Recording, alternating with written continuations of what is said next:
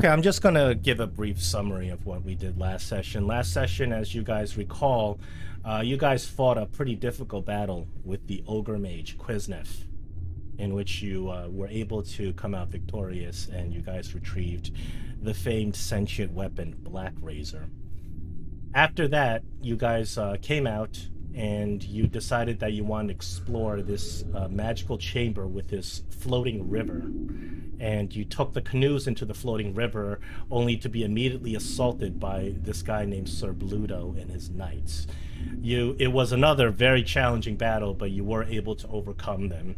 You finally slew them, and now you're in the aftermath of this battle. You guys are very heavily injured from a very difficult battle. These were well-trained fighters.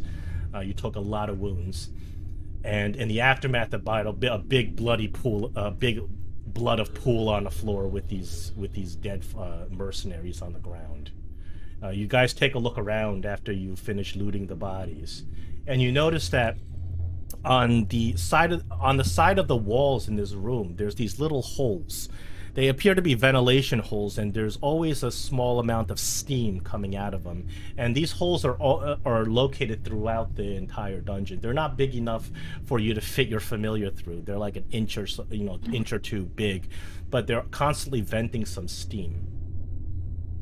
And you see that in the western edge of this room, a bunch of steam gathers up, and you can see that it's magically kind of gathering and coalescing.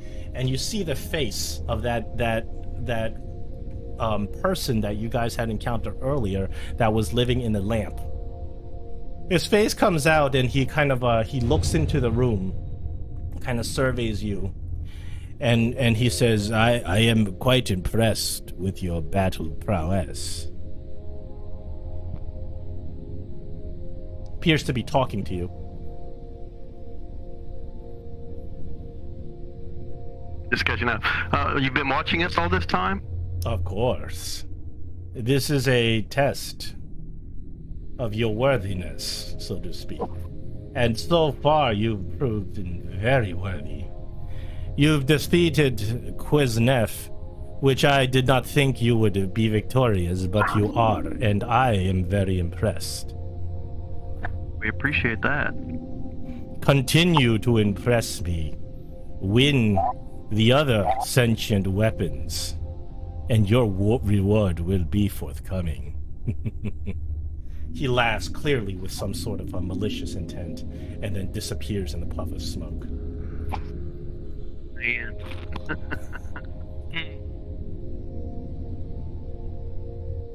Okay.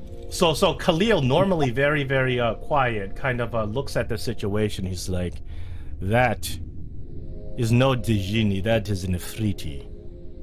They're known for malice and deceit. He says, I fear that we may be walking into a trap.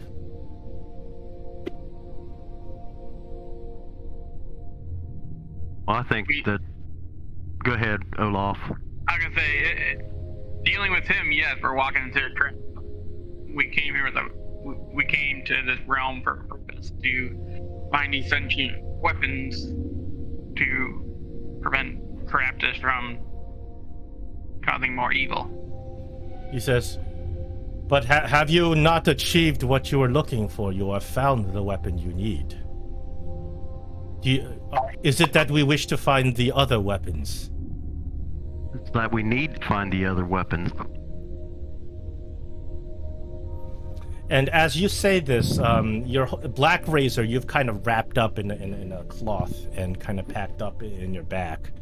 And it begins vibrating and it starts talking. And the Black Razor speaks in a common tongue that everybody can understand. Its voice is sort of a deep, resonating vibration that goes throughout the halls. It doesn't seem to come from a certain location. It just seems to kind of resonate with the walls themselves as Black Razor speaks. And he says, as I do wish to be united with Whelm and united with Wave. He says, I do wish to warn you that Possessing me and possessing the sentient weapons is great power, immense power. But to what do you owe this power? Who holds the true reins? He says, I cannot tell you everything, but I know much more than you. And I see that to follow your course of events, it will inevitably lead to failure. Why is that? What can you tell us? You said you can't tell us everything, but what can you tell us? I am cursed to not speak all that I know. I am cursed to only tell you what I can, what you must know at the moment. And he says, I can tell you that the forces that you fight are greater than you think. They see beyond what you can see. They see what you have done, and they see what you are yet to do. And everything you do plays in the hands of Caraptus. So do you mean just this instance, this quest, or the many other quests that we've been on? Caraptus is beyond past and present and future. He exists in a realm that supersedes what can be and what must be. He sees your fate, and he pulls the strings. Okay. Sounds like God, but if God was evil. He's like, he says, as you know, everything you do plays with the whim of gods. But how much do you know of the gods? Are the gods any better than you or I? Or are they simply mortals, faulted, greedy, pathetic, but given ultimate power? That's an interesting question. And he says, unfortunately, there is no presence of the gods you believe here. He says, you will find it very difficult to contact and to leave. That's been the case before, and we've made it before, so I'm assuming that as long as we complete our quest, that's what will happen. I warn you, think what your quest is, and what the actions you take, are they to truly complete them?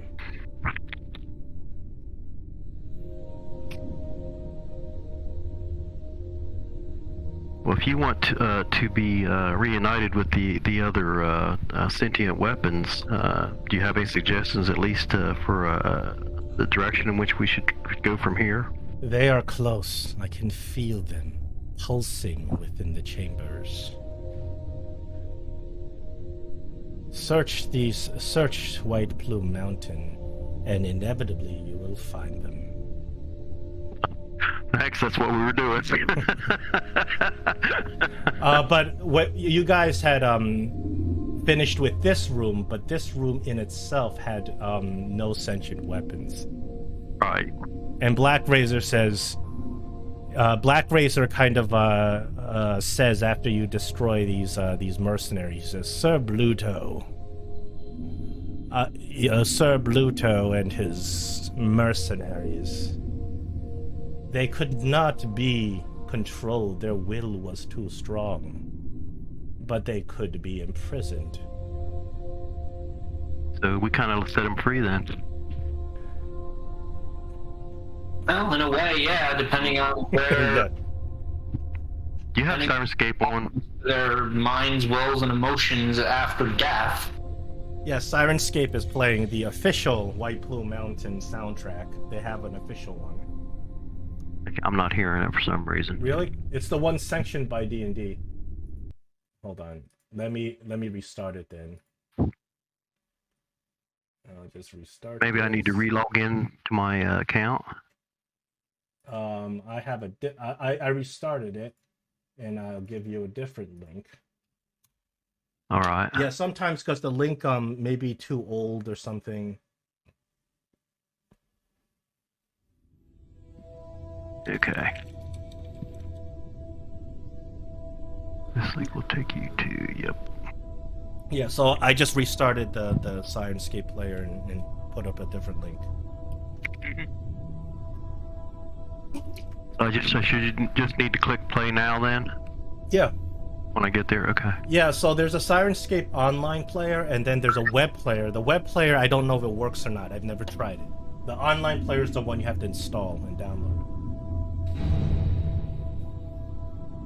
Oh. Okay, it's working now. I'm on the web. It's working now. Sorry. Yeah, the web player was recently introduced to Sirenscape. It's it doesn't require the download of the online player. Yeah. I got both, but when I clicked on your link, it took me to the web. Oh, the web player? Yeah.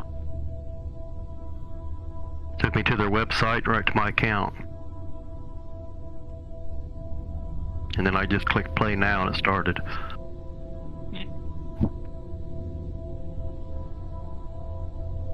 So It's working. with that warning, Black Razor then falls silent. And once again, it's up to you guys to decide what to do. There's a couple things I think we need to do a little bit of maintenance.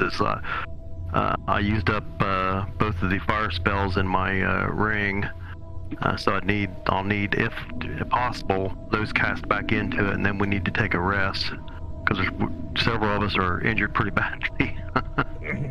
Olaf is just gonna just sit in the corner and be like, "I know we got things to do, guys, but we just got." Chill for a little bit. Gregory needs to recast those spells, and he's the one with the fireball. If that's what you wanted to see in the ring. I mean, yeah, it worked out for us last time, so I just had 2 fireball spells in it. Well, I've got 1 3rd level spell slot left. I can use that to recharge one of them. Okay. That gives me 3 more slots. Any suggestions?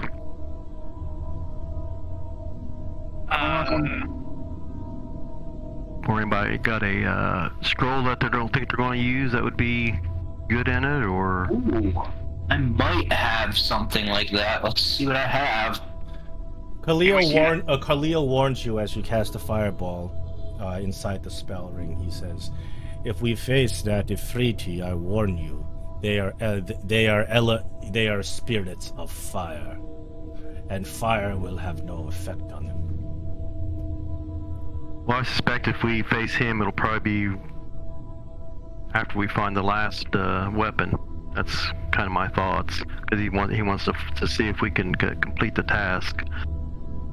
Okay, well, if fire doesn't have effect on them and they're spirits of fire, then I guess we'll have to figure out some ice or water spells.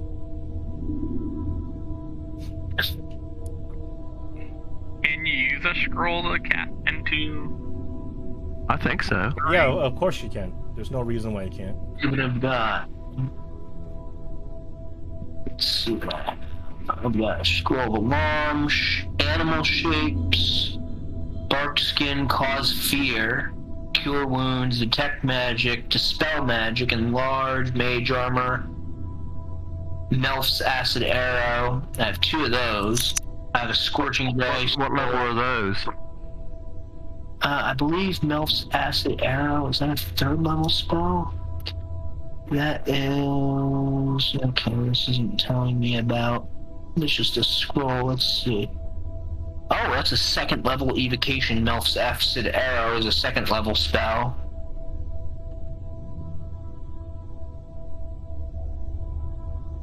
So Melf's acid arrow is a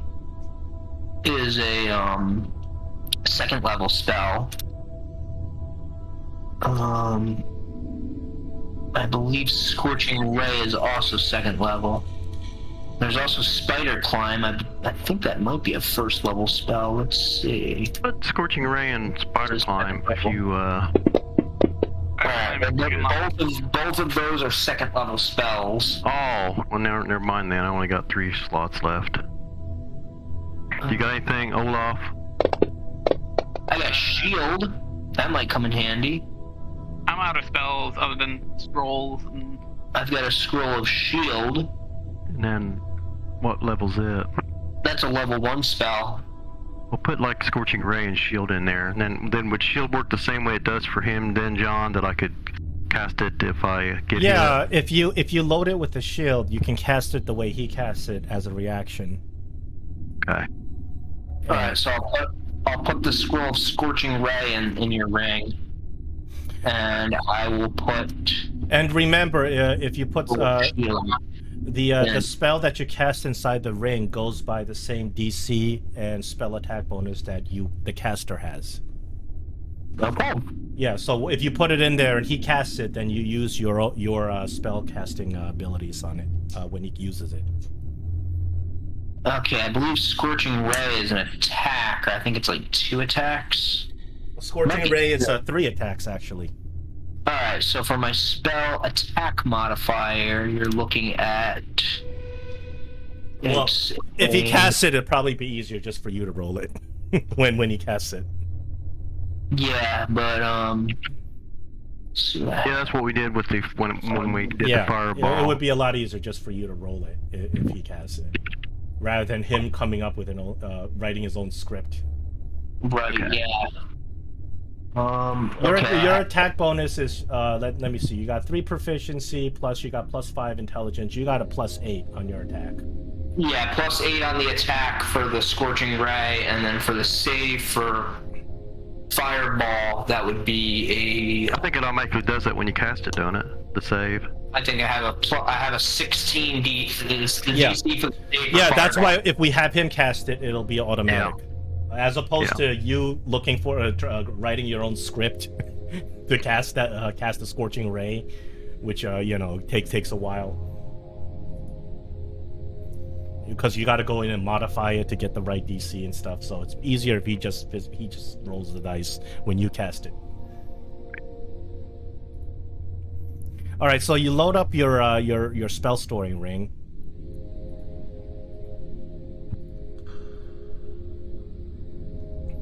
Like I said, I think we need to take a rest. You're all heavily injured. You kind of barely able to stand after that harrowing battle. These guys were really tough. Yeah, and Olaf has gotten beaten up quite a bit. Yeah, Khalil's kind of in bad shape, and I'm actually not in great shape. I mean, not horrible, but...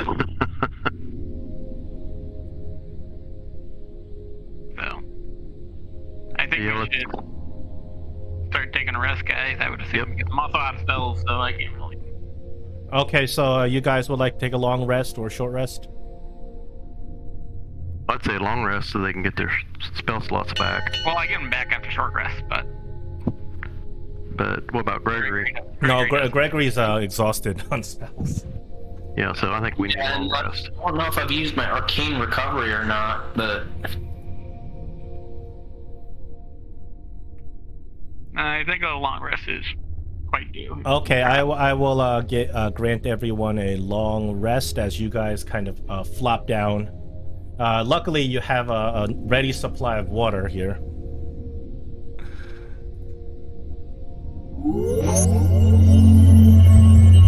There's a nice sound on the long rest.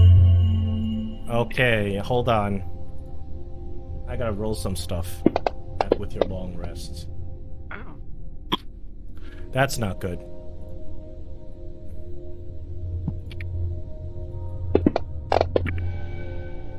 That's not good.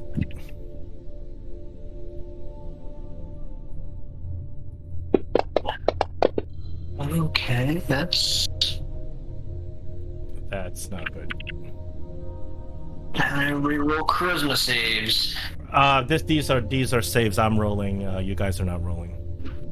All right, now you guys take a long rest. You kind of flop down, take a nap. Luckily, you have an uninterrupted long rest. A couple of hours later, you wake up feeling quite refreshed. You're actually feeling pretty good. You know, you're feeling it appears that your wounds have been healing faster than you expected.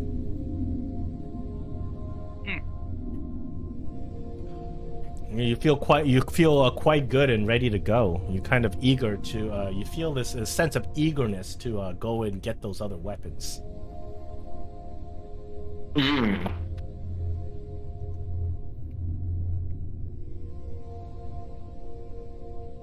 Yes, we need to. Yeah, Khalil kind of prepared some fresh poison from the materials he has in his components. Starts coating his weapons. He's looking ready to. You're looking ready to fight. I guess we start heading down the secret passage then. Yeah, so It goes back to the you guys hallway, go right? down the secret passage, which takes you back to the hallway that you guys had started in.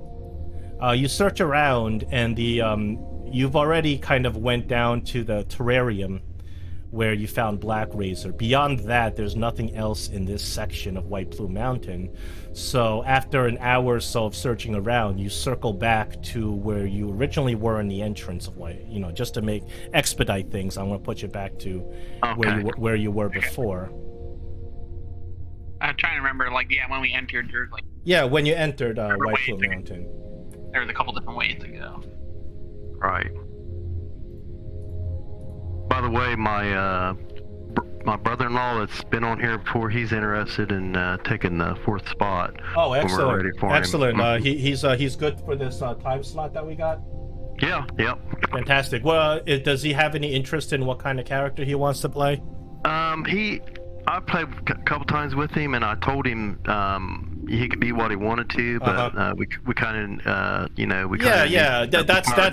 that's my general approach. You play whatever you want, but if you want to kind of round out the party, it would melee, a tanky type character would really help. But he's thinking along the lines of maybe a paladin or possibly a barbarian or something like that. Yeah, sure, that'd be great. Would be great as a tanky character. Mm-hmm. So, if he's interested, he can start right now and just kind of come up with what kind of character he wants. If he's a paladin, obviously my games are heavily influenced by the gods, and to kind of think about what kind of god he wants to follow. okay. Race and class and stuff. And if the earlier you let me know, the earlier I can start preparing story beats to introduce him. Awesome. Okay. I'll talk to him next couple days. Yeah. If he plays a paladin, obviously the big important gods that are in this campaign, as you guys already know, would be Saloon, Timora, Lathander. Those are the gods we've encountered, very present throughout, thematically throughout this whole campaign. Okay. All right. Yeah. And you know that my race rules, no elephant people. I don't. Yeah. The Loxodon, that isn't it's a part of Magic the Gathering hybrid with. That's a Ravnica race. Yeah. So the Magic the Gathering thing introduced a bunch of race possibilities, but they're just not in.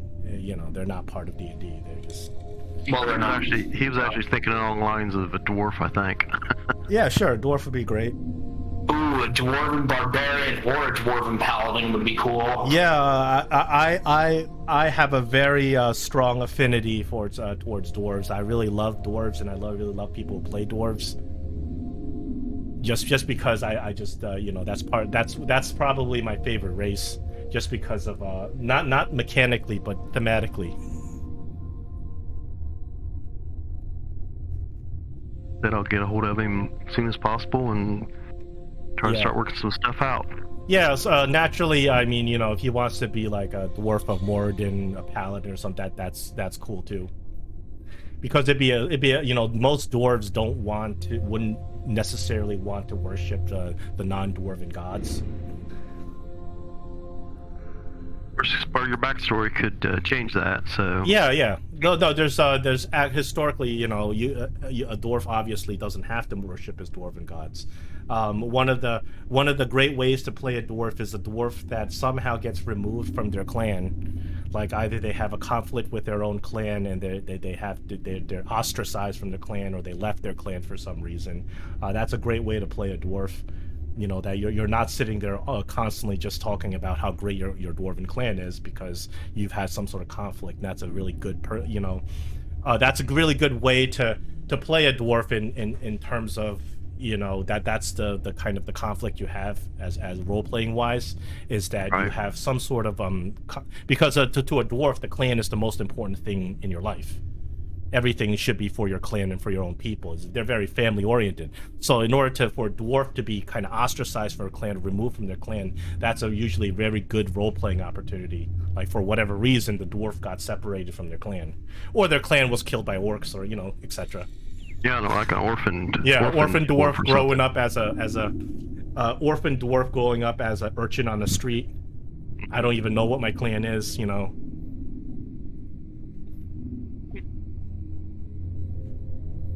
Okay, well, let's. Let them know, and once I get more information, I will think about how to, I'll introduce them in a way that makes great sense story wise. Yep. A dwarf of Saloon I've never seen, but that'd be interesting. That could be interesting. Oh. Okay, well, guys, I guess we're ready to take off. So you guys eventually, after searching around in that section of the dungeon, you make it back to the entrance where you guys came in. This is you went down this hallway, and as you recall, that previously this hallway was flooded with water, but you guys had turned some sort of crank and drained the water out of this area. Remember that now. So now there's no more water here, and you guys can clearly see that trap. It's a nasty looking spike trap that was stuck in the water before. Now that you see it, you can skirt around it, no problem. Oh, we can go around it? Yeah. Okay. You guys were able to make it back in that frictionless room because you had the rope tied up, and that magnet room because you figured out putting your equipment, your metal equipment inside the bag of holding would bypass the magnets. I forgot all about that stuff. Yeah. No, there's no need to remind you because it's senseless to bring you back to that stuff because you guys had already made it across. Okay. Have we been this way before? Are we in new territory right now? This is not new territory. You've been here. You just don't have a lot of the map revealed, but you've been here. So as you recall, the wall of force was right beneath you, where you guys are right now. Oh, to the south? Yeah. Okay. So... And looking north, you guys had examined the room to the north, but you didn't actually go in it. It was previously full of water. Now that the water's drained out, you see the body of some creature motionless on the bottom of the pit there. You probably wouldn't be able to see it from where you are, but as you walk over there to examine that area you were before, you see that there's a body of a kelp-like creature on the ground, dead. Two of them. They're clearly very dead. They look like dried seaweed, but as you examine them closer, they were some sort of fairy creature that died because the water had been drained out. We don't have to worry about them, I guess. Hopefully they weren't hopeful creatures. Hopefully they weren't good creatures. You're not sure. Yeah, you. At this point, you wouldn't know. They're long dead. So when you look inside this chamber, it previously was a water-covered room. Now, as the water drained out, you can see the architecture of the room. In that you guys are on a platform high above, and then there's a lower floor about 15 feet down. There's also little you can see that in the corner of the room, in the eastern wing of the room, there are a couple of enclosed areas that previously were filled to the brim with water, so you could not even see that they were there. But now you can see that there's there's a little hole in there. And then in the north end of the room, you see there's stairs that lead out. So it appears you've just bypassed this room because the creatures in there are dead. So, go ahead, Olaf. Just looking around, do we see other like remnants of corpses like that were here? Like no, the ground is full of kind of seaweed and sea stuff, like little little dead fish. Apparently, this water was somehow imported here from an ocean because this is salty water. These creatures don't seem like they died because they no longer have any water. So does the floor look solid where we could go down there and maybe look at what's there at the east? Okay, well, I'm going to go on down into the... there's barnacles that you can actually use as footsteps down there. And you go over and you examine these creatures. They are nymph-like sea creatures made out of seaweed. They appear to be halfway in the form of just some seaweed and the form of a woman. Both of them. So does Gregory know anything about these creatures? Is there anything on these creatures? There's nothing on these creatures. It appears that these creatures were some sort of shape changer, and they're in the middle of changing shape.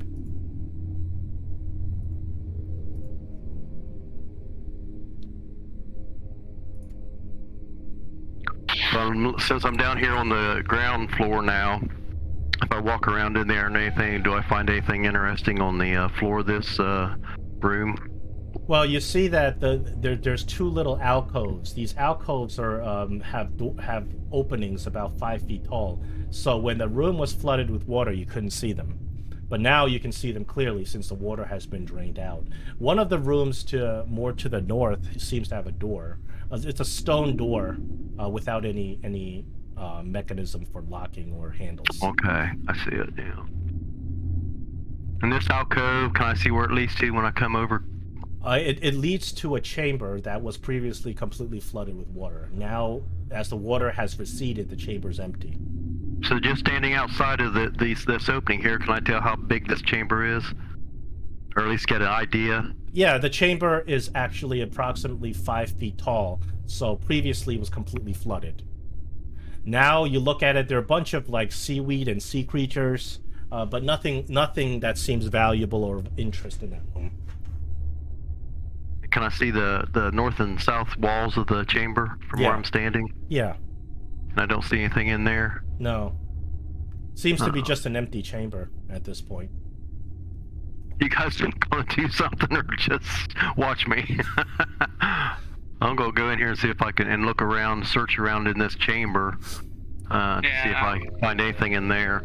The chamber, like I said, it's full of a kind of dead sea debris, some kelp and seaweed, and some dead fish, but nothing particularly of interest or value. I'm gonna check out these dead water fairies. You can roll, I believe, I'll accept the history. Okay. History check. And I'll roll that in the tower. Let's see. Yeah. These creatures, actually, you recognize them because you've encountered them before. These creatures are kelpies. They're sea nymphs. They are saltwater sea nymphs. They are fey creatures and very famous for luring sailors into their deaths. By posing as beautiful women, thereby luring sailors to go and cavort with them into the water. The minute the sailors go into the water, these creatures wrap their seaweed around him and drown them, and they feast on the souls of sailors. Kind of like sirens. Yes, but presently they're dead, so they wouldn't be doing any of that. Now, you said they're saltwater creatures. Yes, and this is clearly salt water that's in here. Okay, I was gonna ask, was the salt water that this place was filled with or fresh water? No, this place was filled with seawater. You don't know where the seawater is coming from because you guys are in the middle of a desert. But it appears that there was seawater on the ground and in the floor in this whole cave, in the whole dungeon. And when you guys had opened that valve, you had drained out the seawater over the course of an hour or two. The seawater had drained out of this whole dungeon, and these creatures cannot survive without seawater. So luckily, you did not have to encounter them. That's a good thing. Good thing we Yeah, got this. these creatures are highly skilled in persuasion, and when their female charms don't work, they will straight up use magic to dominate and charm you to go into the water so they can feast on your soul. Yeah. Olaf is staying clear away from them. Yes, He did Olaf, not I have a good believe time. you've encountered a similar creature in the shrine of Tamokan. Yep.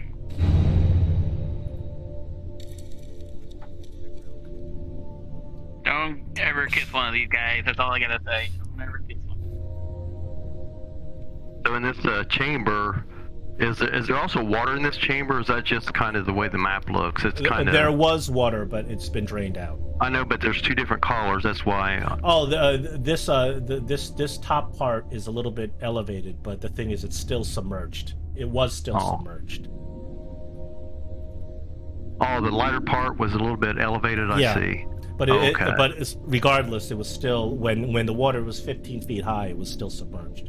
It was actually higher. It was 20 feet high before, because even the floor in the water, you couldn't even see the floor because the water was murky and really high before. But at this point, now you can see the whole architecture of the room. Do I see any panels or secret doors or anything like that if I do a search of the walls in this chamber? You do a search of the walls. This chamber seems empty. Well then, I'm going to take okay. these kelpies out of the combat tracker because they're not We've going to already be engaging. Yeah, you guys have already won this battle. Okay, I'm going. We won the battle, now I'm gonna fight. The door appears to be very much stuck with barnacles growing on half of it. You got to do a good strong push. You can take an athletics check. Before I do that, I want to kind of listen to see if I can hear anything on the other side of the door. It's silence. The door Okay. does have a little seam beneath where the water had drained out of that room too. Well, I'm just going to kind of motion to Olaf to come with her and maybe help me push on it.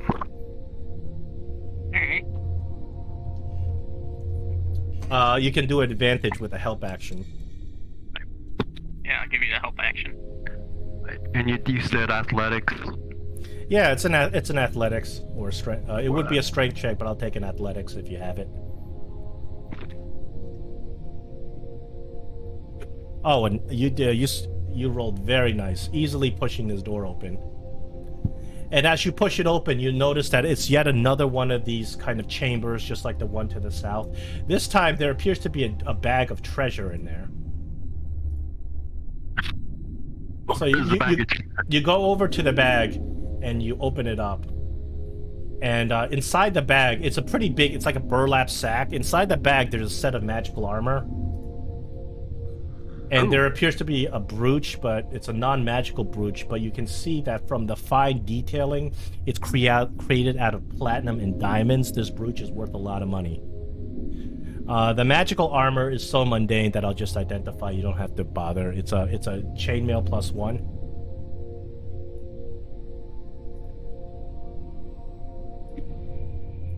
And you find a good collection of gold. So I don't think anybody's interested in donning that chainmail +1. I'll just put it in the party sheet. Probably got barnacles and stuff on it anyway, being under the seawater all Well, that time. magical chainmail is barnacle resistant. Oh wow, I didn't know that. Magical chainmail generally stays very, very nice and fancy, and even if the barnacles grow on it, you can easily scrape them off. The metal doesn't rust. That's pretty cool. It's part of the magicalness of it. So I want to just give a search of this room the same way I did the other chamber. Yeah, you thoroughly searched that room. It doesn't appear to be there anything really outstanding in that room either. These two rooms look pretty much the same, besides the door and the bag of treasure. You're not really sure why these rooms are here, but it may have something to do with these dead kelpies. Well, maybe I have no clue. I'm going to.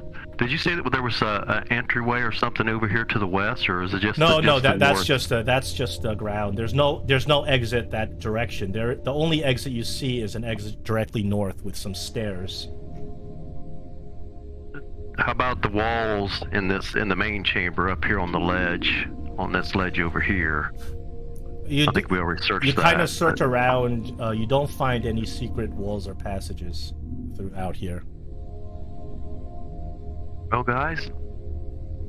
Hey, I think it's the stairs is where we're going. Okay. Go up to the top of the stairs. You go up the stairs. Hold on.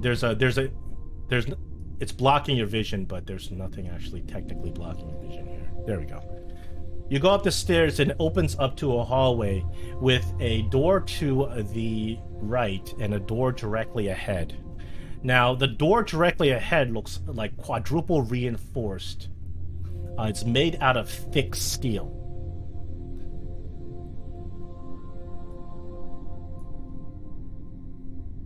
Maybe if so it doesn't. So the door to your right looks like it's something that can just be. It's got a handle but no lock.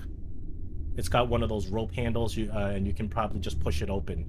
But the door to the north looks to be like something that's super duper triple reinforced steel, and there's some sort of mechanism on the door that you kind of find a little strange. On the door hinges, there's some sort of locking mechanism on the door hinges.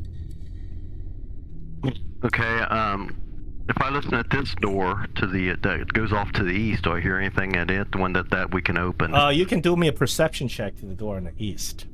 See what you hear. Okie. As you kind of put your ear near it.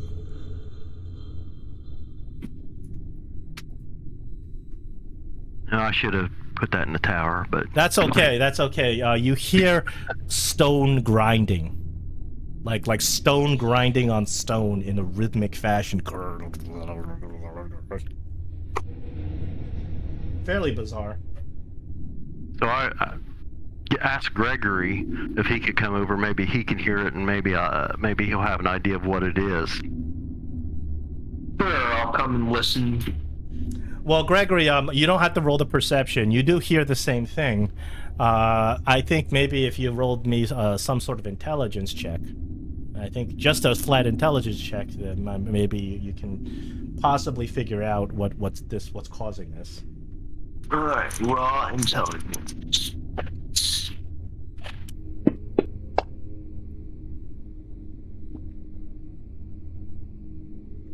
As far as you can tell, it kind of sounds like some sort of machine, like a mill, like a windmill that kind of uses wind power to grind grain. It sounds like that. It sounds like some sort of machine that's causing this grinding, some mechanism. Huh. It's very, very smooth, rhythmic, and regular. Okay. Like a repetitive grind, like gears grinding. So did you say the door would be pretty easy to open? Yeah, this door doesn't look like it has any fancy lock on it. It looks like you just push it open. It does have the kind of a rope pull handle that you can pull it closed. So Gregory will just say, huh, sounds like someone's milling something on the other side of that door. So I want to crack the door open just enough to get my mirror through there to see if I see anything through the mirror. You crack the door open, and it opens up to a very... What is this? Hold on. Something's wrong here.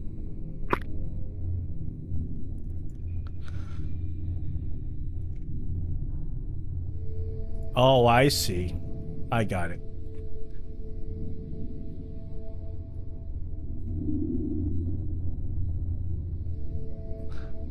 Yeah, this is I think Fantasy Grounds update reset a lot of stuff, and I don't want reset. Okay, so you open the door, and just from what you can see from the angled mirror, you see something really strange. So it opens up to a long hallway.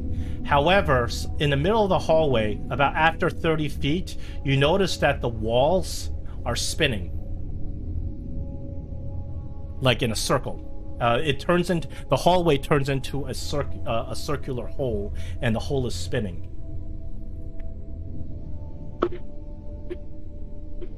You notice that the surface of this area that's spinning is shiny.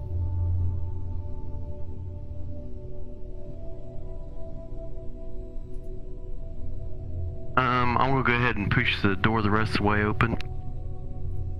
And where am I? Right there. And go in and get a little bit closer look at the spinning wall and see if I can see anything on the other side of it. I just want to ask, is it spinning like Inception style, or is it like the floor is spinning? The floor. The whole thing is spinning. The whole thing is a circular opening. Like, this whole thing is a circular opening about 10 feet wide, and the entire thing is spinning counterclockwise. And you look at the material. Not only is it spinning, but it's slightly angled downwards, going this way. And it appears that there's a slick material that's giving off a very shiny sheen. Okay, so this is spinning funhouse style. Yeah, funhouse style. Okay. Alright. And it's very shiny. Yeah. It's very shiny, like the frictionless surface shiny. It doesn't look exactly like the frictionless surface, but it looks like it's very shiny and slick. Okay. It's not the same as that frictionless surface. I mean, that thing was unique.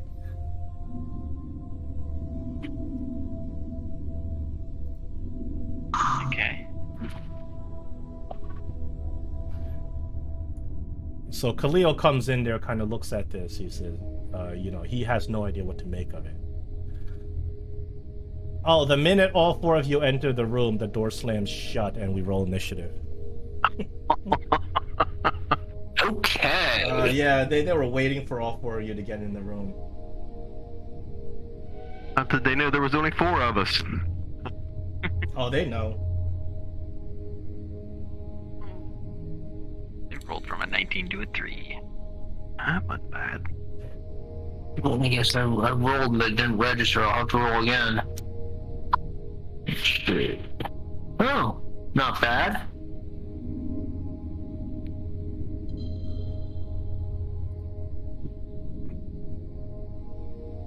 You should have chucked out the other door, guys.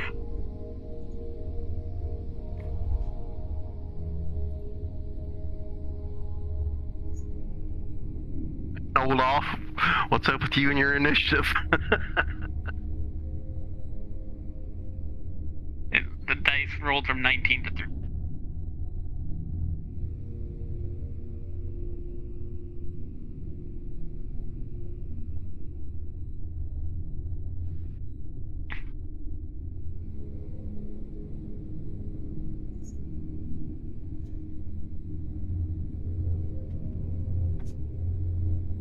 All right. Khalil needs to roll initiative. Yeah, I know. I'm assigning initiatives.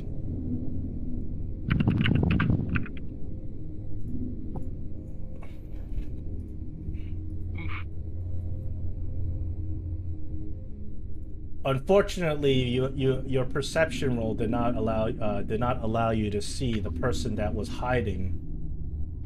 There's somebody. So there is a little arrow slit right all the way on the end of this. At the end of this spinning cylinder. On the other side, the arrow slit. Somebody was waiting for you. Unfortunately, your perception did not allow you to see that person, so that person gets a surprise attack. as you come over here, somebody does a surprise attack on you.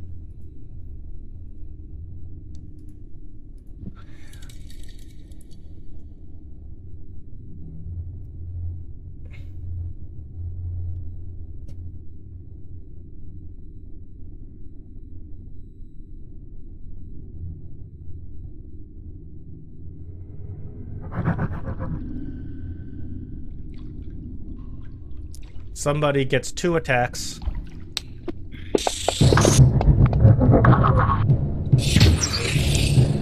A crossbow bolt flies out of that hole and hits you, Gray.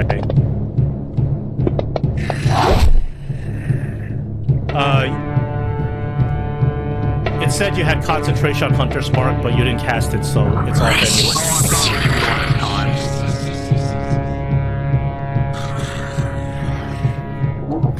The second surprise attack goes on Khalil.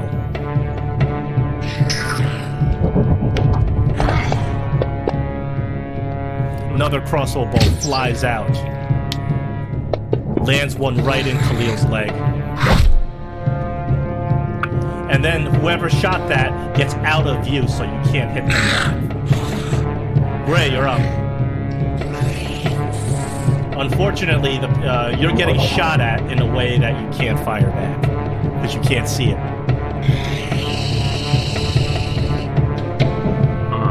The door behind you has slammed shut. You're pretty sure some mechanism is keeping it unopenable. You're now kind of trapped with a turret firing crossbow bolts at you.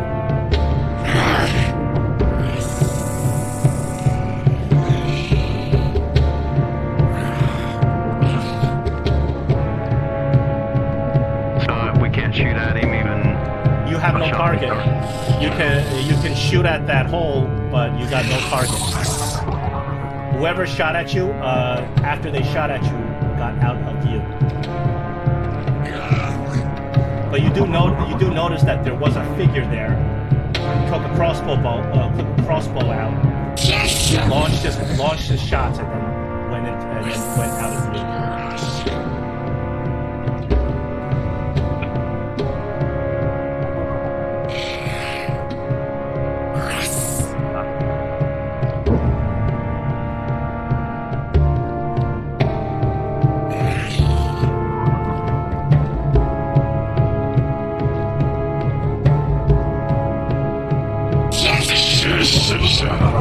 You're up, Ray. I know.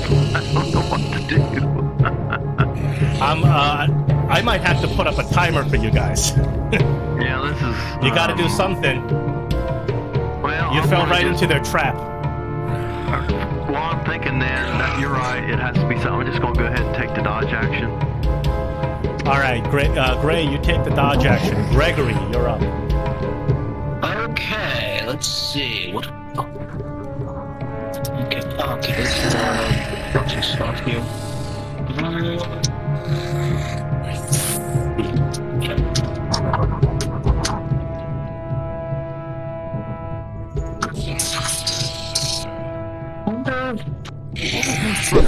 Illusion can.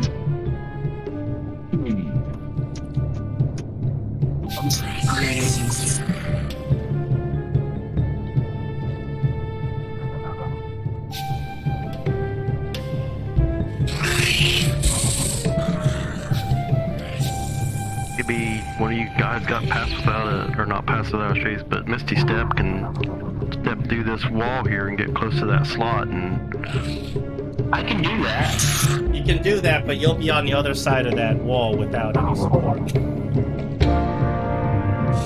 Unfortunately, Misty Step is only good for one person. Dimension Door, you can take friends with you. I was thinking, like, that center area, is that just a wall? This is a small arrow slit that's like a foot wide. Okay, what about the arrow between us and the arrow slit? The what? The area between us and the arrow slit there. This is a big spinning cylinder that's slick with oil. If someone could Misty Step to right there, if y'all don't don't know if you can fire or not. When you say it's like a cylinder, is it like a log that you can walk on, or is it more? No, like... it's a 10-foot hole that's spinning. That's kind of spinning. So if you try to walk in there, you're gonna be, the walls are spinning, and it appears the floor is kind of slipping. So is it like a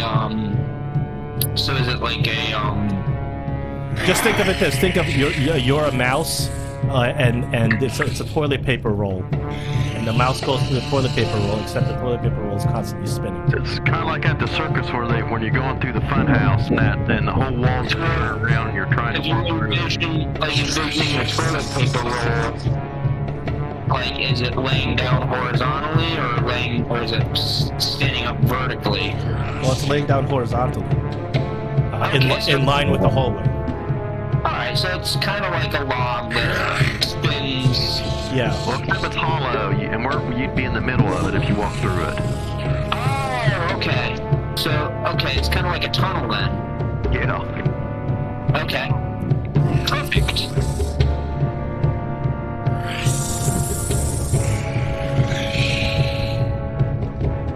I have a crazy idea. Are you gonna jump in this tunnel like a fun slide? No. Okay. I'm gonna do something funnier. I don't know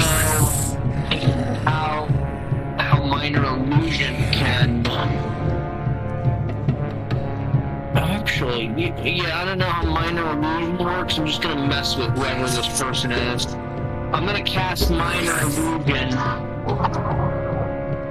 and create an image of myself on the other side, and have it. I don't know if I can have it make sound as well as show. It's one or the other. So with minor illusion, it's either vision or sound. So it's either a visual illusion or sound illusion. Next thing you ran through the wall and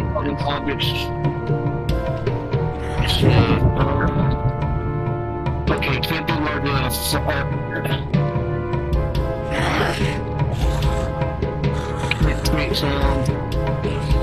Alright, so I don't even know if I can create an image of a person or not. It has to be a 5-foot cube or smaller. Yeah, that's fine. 5-foot cube is about, in D&D terms, that's about the space that your character occupies. So that's fine. You can create an illusion of yourself if you want to. Yeah. I'll put it there. Alright, cool. And then So where do you want to put it? Like here? Right on the other side, like kind of like he's checking out the arrow slit. Oh, in front of the arrow slit. yeah. Yeah, like, kind of like he's checking it out. Oh, I like that. Well, as you do that, you can take some inspiration. You block his vision. He can't see you because your illusion is blocking their vision. And let's see, it takes an investigation check against my spell DC for him to decipher that it's an illusion. All right, that's exactly what's going to happen. So yeah, and yeah, that's what I'll do, and that's my turn. All right, so And too bad all my inspirations are full, otherwise I would have gladly accepted the inspiration. okay, so I'm going to do a save against your intelligence DC to detect illusion. That save fails. So whoever's on the other side does not know that your image is not an illusion. You see a crossbow bolt get fired through your image, as if trying to kill your image, but it fails because your image is an illusion.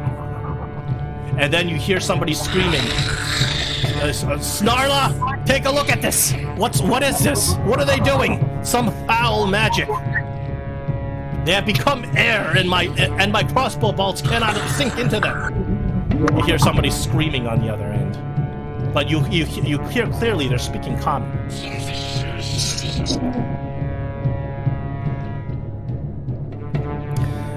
Khalil cautiously takes out his crossbow bolt. his crossbow, but he does not want to go into the spinning cylinder death trap.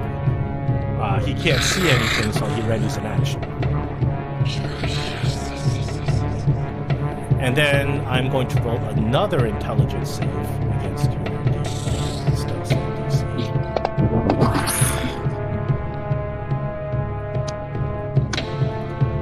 You hear a lot of commotion, a lot of fumbling back and forth on that side, but you don't know what's going on. Olaf, you're up. Olaf will yield to Gregory. Gregory, what do you see in the arrow slit over there? What kind of trouble are we looking at? Just step back to that. And see through my illusion. Actually, I just look at Olaf and I just stick my finger over my mouth, pointing my nose, like, and I look at him like. And then.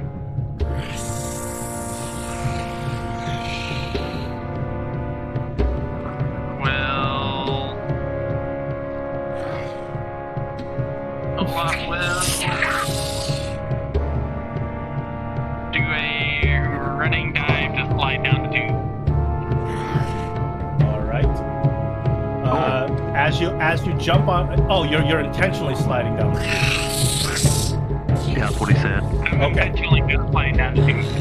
Well, as you slide down the tube, because Gregory's image is blocking the vision of whoever's on the other side, you successfully just slide down the tube with no problem, and you land on the other side. You see that there's a door immediately to the north. However, this door appears to be heavily there appears to be an intricate lock. There's no handle from your side.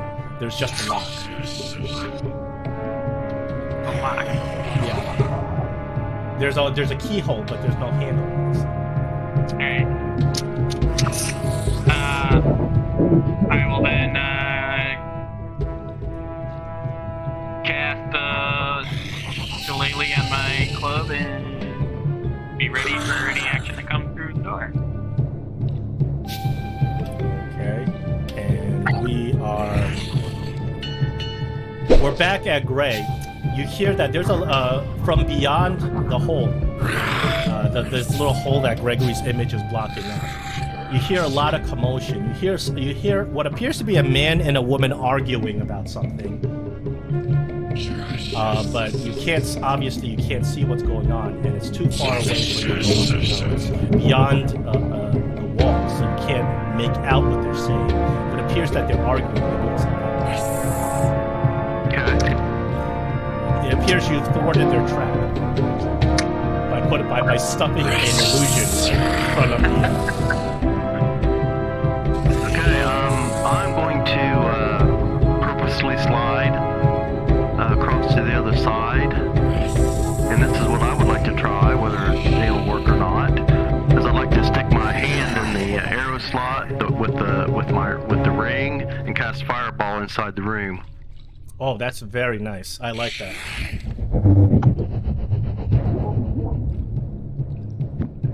I'm going to roll some saves. Because you guys don't know what you're fighting, so I'm just going to roll some saves. Okay. Because you definitely scorched some people in there.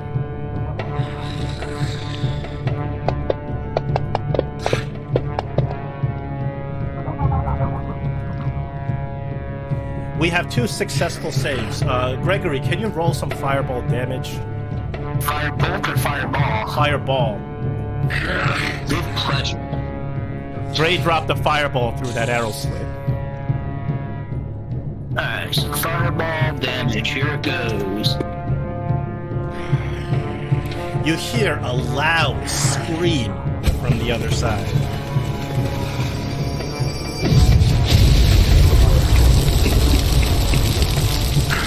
Oh, sound effects, I love it.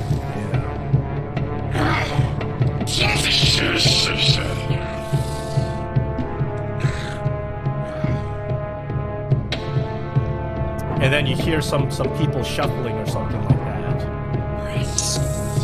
You're not sure what's going on because obviously you can't see. Definitely, you have really badly burned some people. not sure what has happened because you can't really see. Gregory, it's your turn. Alright. Alright, well, if I see that Olaf and Greg made it through that corridor just fine, run through myself. Well, Actually, the minute you run through, you fall down because it's slippery.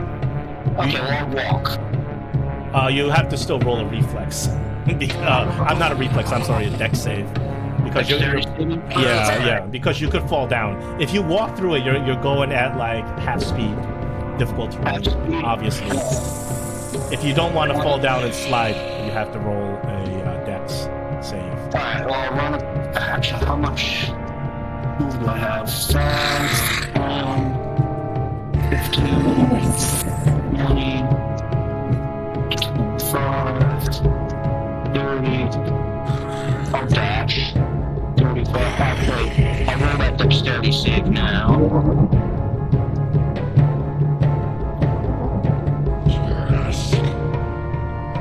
And I quickly succeeded. Okay. So you successfully are able to walk through this oil. Put the dash action to get through. Alright, so you guys are squeezed into this little area. It appears that whoever's on the other side, they've moved away from that arrow sling after getting hit by the fireball. They're repositioning somewhere in the back. You don't know what they're doing. And Khalil, seeing that you guys all made it across, he's gonna do a little Jamaican bobsled and get across and stand here. Oh, you shouldn't be able to see. That's alright.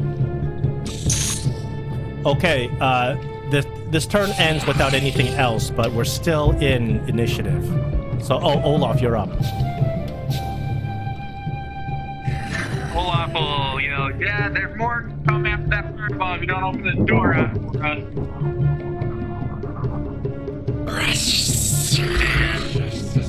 then I will hold my action in case someone does open the door.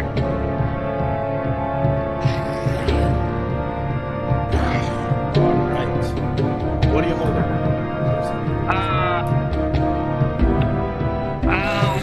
Compared to club him with a green flame blade attack. Right. Nobody opens this door. But you hear there's a click on the other side of the door as if somebody's unlocking the door. But nobody opens the door. And then, Gray, it's your turn.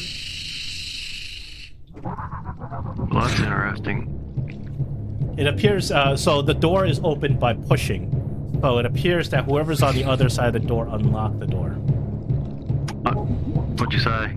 Whoever's on the other side of the door unlocked it. Oh, unlocked it? Yeah. Like Probably inviting you to come across. Okay, well, I'm going to,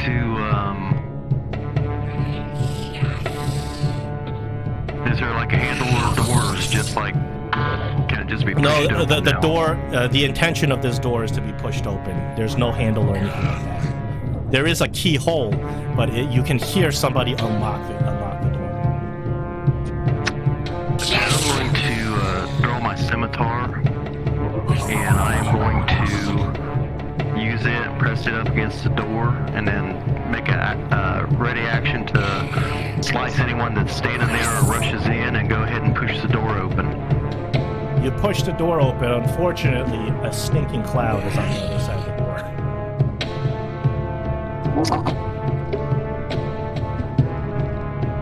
And this green, noxious, toxic gas fills up your lungs and streams into the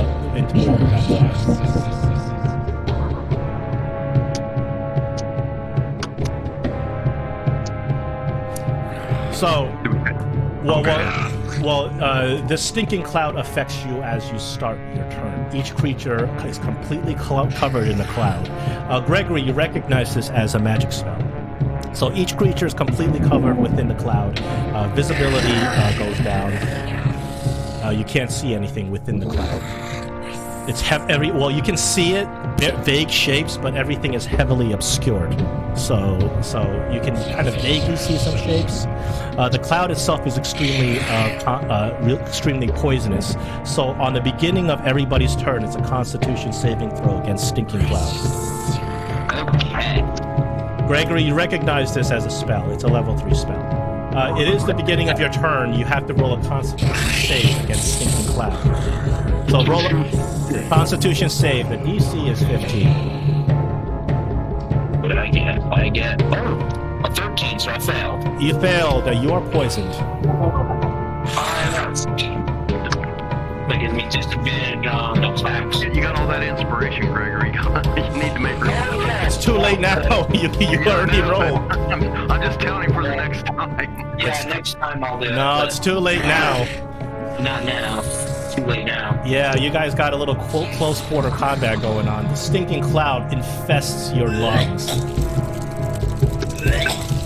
And you can hear the poison sound. Unfortunately, if you are poisoned with it, on a failed save, your entire turn is blown because you spend your whole turn just retching and reeling. Wow. That's not fun. Stinking cloud is Gregory. This is not a fun spell to deal with.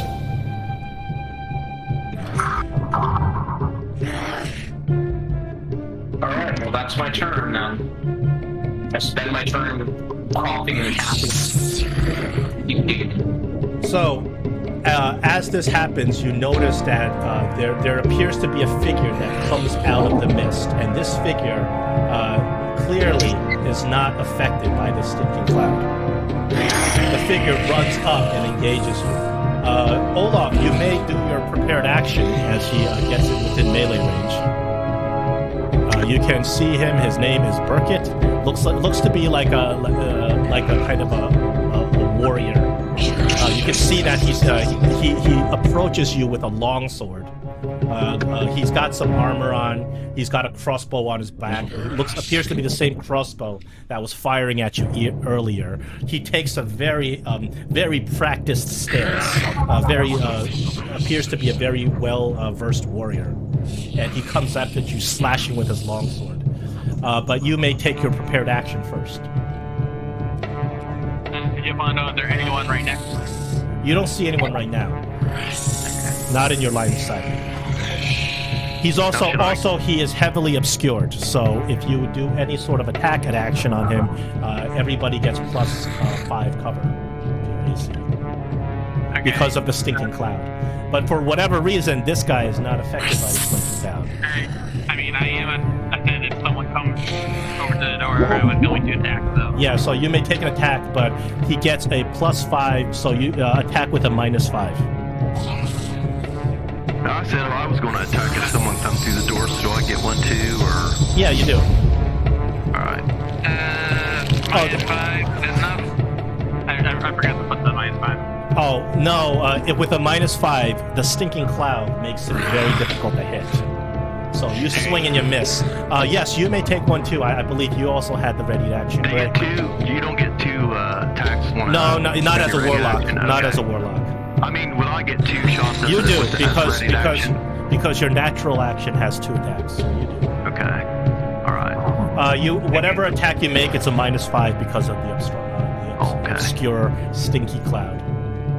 Minus 5. Got it. I got my scimitar. I got my scimitar on my hand, so I of course use it. Oh, 20. It's gonna blow through, and it does hit.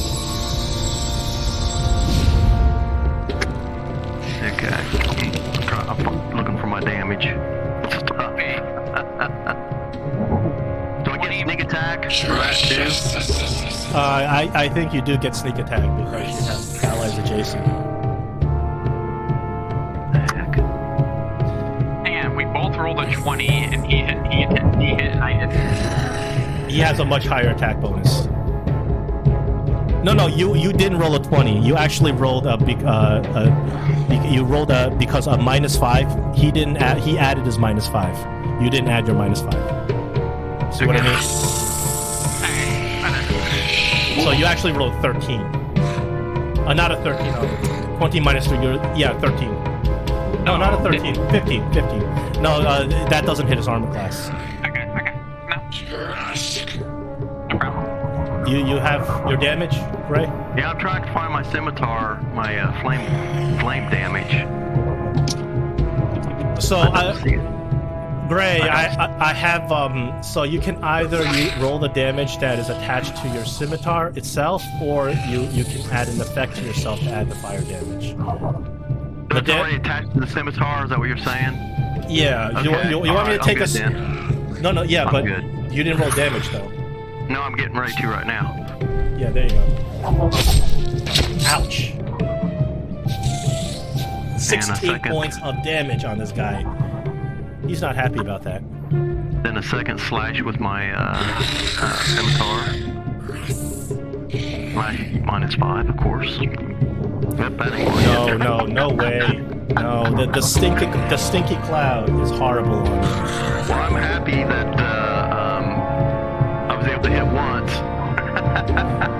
You put a big flaming gash across this guy who is trying to destroy you. Actually, it's still Burkett's turn because those were ready actions. Oh, they were ready to action. That's right. Burkett looks at Olaf and Gregory, and he's got one attack for each. However, Burkett is still under the effect of the stinky cloud obstruction, so he can't see you very well either. So first attack is going to go against Olaf. Oh my goodness. Even with his -5, he crits you. This is going to be unpleasant. 17 points of damage. Second attack is at Gregory.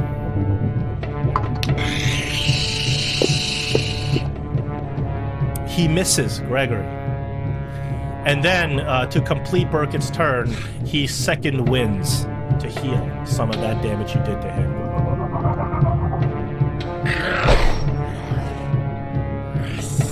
Khalil, at the beginning of his turn, sniffing in that poisonous gas, he has to roll a save.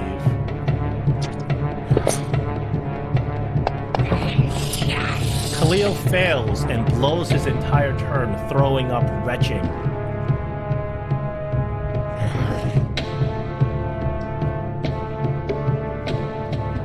Constitution save, right?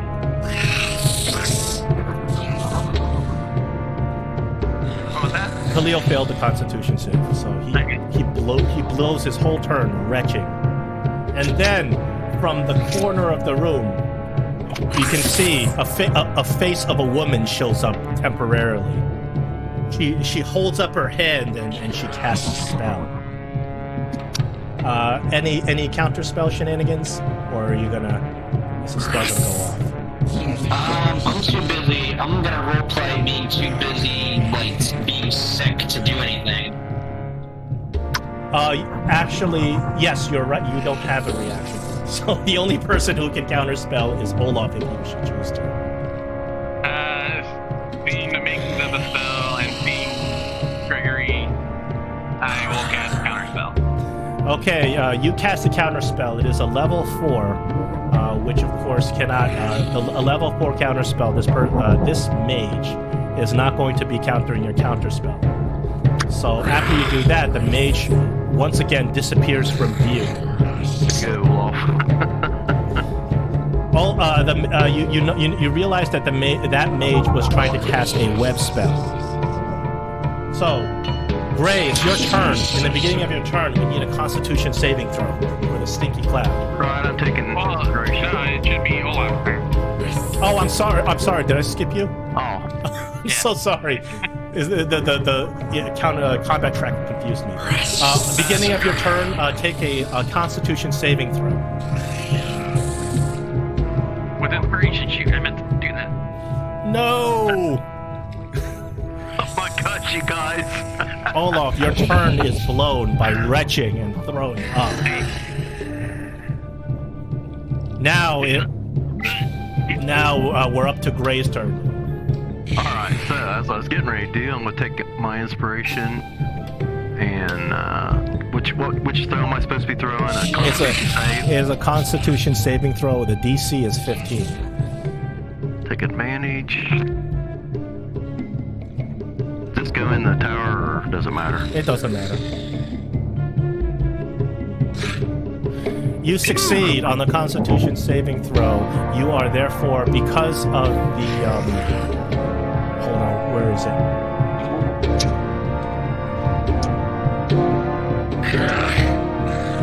Unfortunately, this is one of those spells that you have to save every turn. One successful save does not make you immune to it. You gotta run out of the cloud. You can run out of the cloud, but there's only one direction to run right now. Right. Or unless you want to kind of plow through and try to get into this room with this guy. The cloud actually is partially in this room as well. So also, I can't go because of Burkhead or whatever his name is kind of in the way right now. Is that what you're saying? Unless you want to try one of those combat maneuvers where you push him, but that is a strength contest. Otherwise, you can try to run up the winding spiral of death. Unfortunately, if you fail that save, you're going to slide right back in where you belong. Right. But anyway, you have your entire turn, so go ahead. Right, so I should be close enough to melee attack him because I ran up there to push the door open. Yes, you're still attacking. You can still attack him. Well, I might as well go ahead and try to attack him and get him out of the way, especially since he's already hit my buddy Olaf. You can't move him unless you try to do because if you want to try to move him, you have to use your attack to do a push action. Or if you're Olaf and you have an Eldritch Blast, that can put you have to have a skill that can push him. Otherwise, he's blocking the door. Okay, the first thing I want to do is cast a Hunter's Mark on him. Okay. Okay, Hunter's Mark concentration. So that goes on me.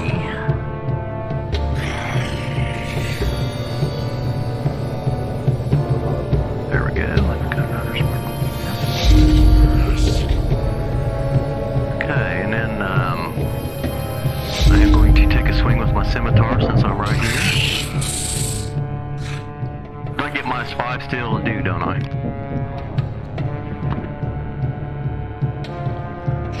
Yeah, as long as right. the target is inside the stinky cloud, they get cover +5. That includes both him and you.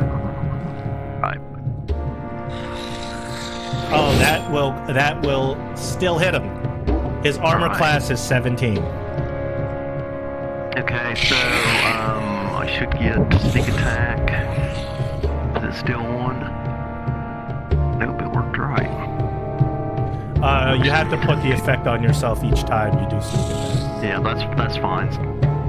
And then I also want to do the swarm.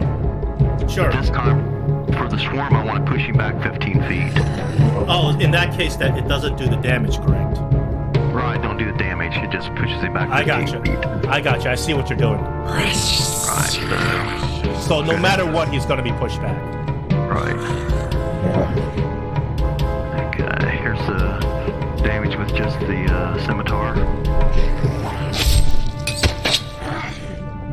So you do that damage to him, and your wasp starts stinging him, and he's flapping and swiping, and he starts moving away. Unfortunately, your swarm doesn't provoke opportunity attacks when you push him because it's not voluntary. And you see him kind of swatting away at your wasps as he moves back. Now, where do I have to go to get out of this? There it is. So unless you at the door. Yeah, you'd have to go into that door to get out. Is that door open or closed? It's open. You saw that there was that mage behind there doing those shenanigans, trying to cast a spell earlier. Okay, so it's 25 feet. You're moving Gregory. Oh, he's probably okay with that, aren't you, Gregory? So that's 25 feet, and I'll just stop right there for right now. Do I see the other character? She's right there, and she's ready to fry you with one of her spells on her turn. You get out of the cloud as you get into this room. Okay, I got 5 more feet, so I'll use my second attack on her.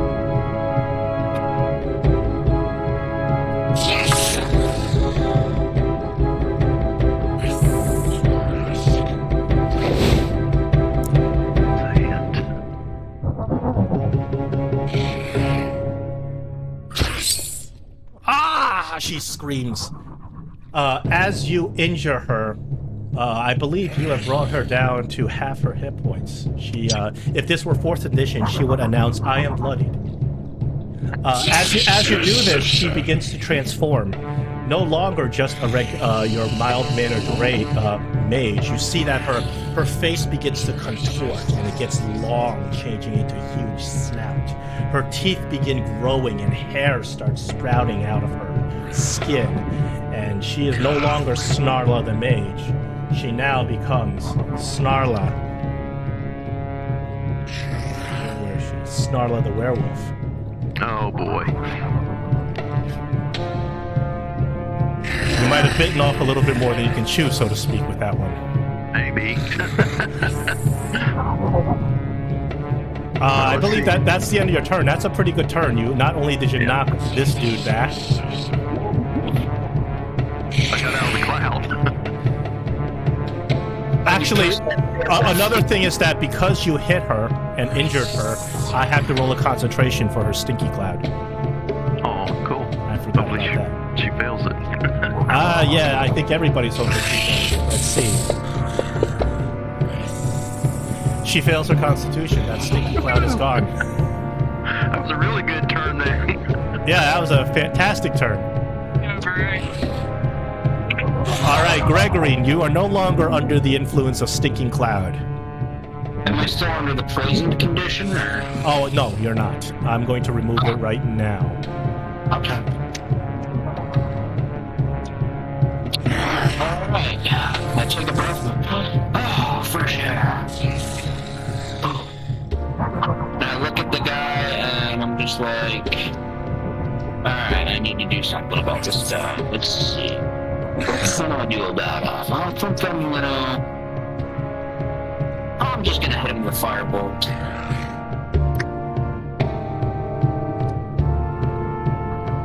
And I'll use an inspiration to give me advantage.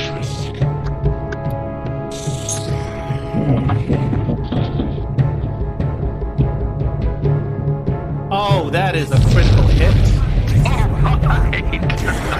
may end up killing him, and I may end up killing him and cremating him at the same time.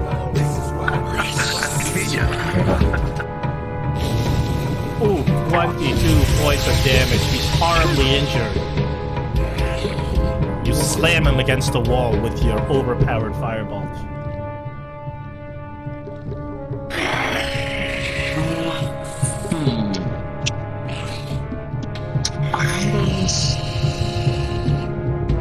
If I can use my illusion. You can't after casting fireball. Okay, no. Alright, well, in that case, that was my action. You know what? Just for the heck of it, I'm gonna use my reaction to Misty Step over to where Gray is. Next to Gray. Alright, you Misty step into the room, and you see Gray is now going toe-to-toe with his werewolf.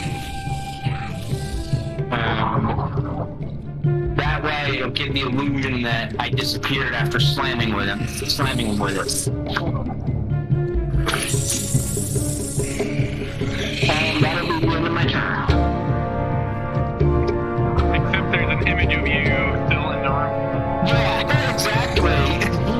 Well, Burkett, the guy you just slammed, he saw Gray run into that room against the mage. He's gonna follow you guys. He comes up to the door. He looks at the werewolf. He's like, "Snarla, my love, no!" And he's going to try to take Gray out, protecting his werewolf bride. Now you realize that these two are, I guess, a couple. So he He's got multi-attack. He's going to attack with his longsword on Gray. Can I cast shield out of my wand as a reaction? Yes. So you cast shield. What's after shield? What is? He missed. Well, you cast shield anyway. You cast shield because he's got more attacks. I don't know what. I don't have the spell, so. Yeah, shield increases your armor class by 5. By 5. Yeah. So what I'm gonna do is I'm gonna attack with a -5. Okay. So he's got a second attack.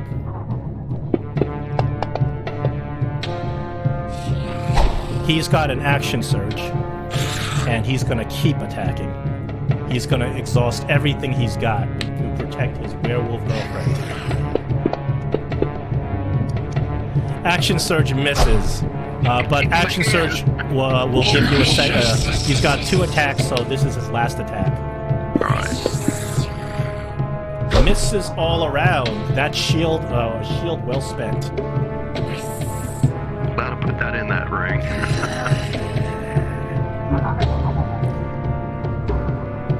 That's the end of his turn. Khalil now gets to come up here. Khalil is going to take out his scimitar, pressed with poison, and put an end to Merkin.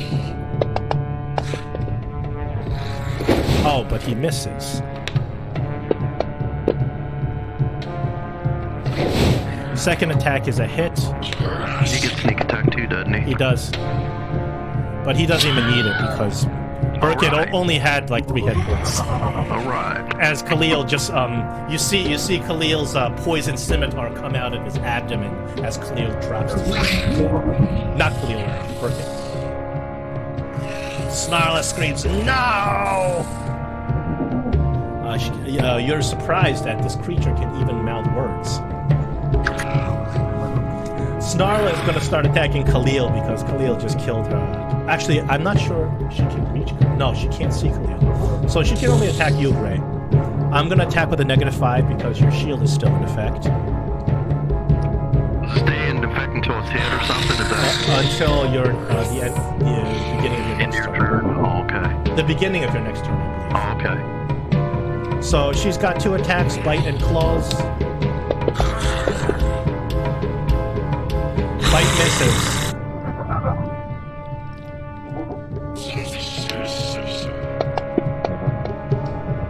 Claws also misses horribly. Olaf, it's your turn. Olaf's gonna come into the room, see if he can see any action. Yeah, I think you have to walk into that other room to get to them, to see her. If you got room, you can walk through us, though. Yeah, you can walk through them. You see, in order to get line of sight on the werewolf, you have to walk into that room. Yeah. I'm gonna count that out. 2, 3. I think you should be fine. 5. Yeah, you should be fine to be like. Alright. We'll go to there because not in melee. I will Eldritch Blaster. And be like, what troll are you getting into over here, guys? Oh my god, what the fuck is this? Oh, why? Oh, that is that's another critical hit with your Eldritch Blast. Whoa. Fantastic. 17 points of damage. Second attack. My goodness, 2 crits in a row. You got 2 crits in a row. You know what? I'm just gonna kill her for that, if you don't mind. Your second Eldritch Blast just melts her into a big, disgusting ball of soup. I'm not gonna wait. Yeah, you know why? Because she only had 2 hit points left, and you did 2 crits in a row. I just killed her. Wow. Oh, only 2 hit points left. Yeah. Why waste another? Why drag it on to another turn? You had 2 crits in a row. You should just kill somebody. Olaf just continue coughing from that poisonous cloud still lingering in his lungs, and be like, ugh, glad that was over. How's everyone doing? Everyone doing okay? So Gregory, as you kind of you look around and you notice that door that has already been opened, there's a magical trap spell on that door. Luckily, you guys did not touch it at all, because they opened it themselves in order to fend you off. Oh, good thing we didn't open that door. Yeah, you notice that after, I think you've encountered it before, so you don't have to do detect. You notice there's a glyph of warding on that door itself. Oh. But because of how this combat went down, you realize that, you guys are saved from getting hit by that glyph of warding. Alright. So you take a look around. After you catch your breath, the stinking cloud dissipates once her magic dissipates. So there's no more, nothing else to be. It's a magical spell, so there's nothing else in the air once the magic is broken. You look around, and this seems to be like a bedroom of some sort. So unlike the room directly in front of it, this place is very well decorated. The floor is covered with some fine rugs. The wall has a lot of erotic tapestries that involve kind of humans and wolves. You just use your imagination. There's shimmering curtains. The ceiling also has an intricate mosaic depicting a summer sky dotted with like beautiful clouds. In the northeast corner, there's a lavishly covered bed strewn with cushions that looks like it's just recently been used. Looks like the bed has been used vigorously. Next to it on the table are a whole bunch of sweets, raw meats mixed with sweet cakes and other delicious-looking consumables. And of course, directly in front of you, there is an oak chest.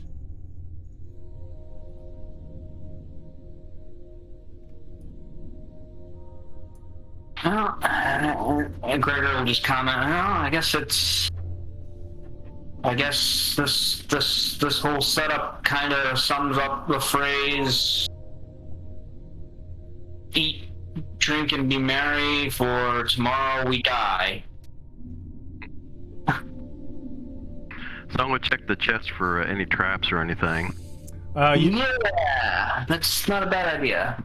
Luckily, as you take a look at the chest, you notice that the chest is locked but not trapped. But luckily, you immediately find the key to the lock on the dead body of Burkett.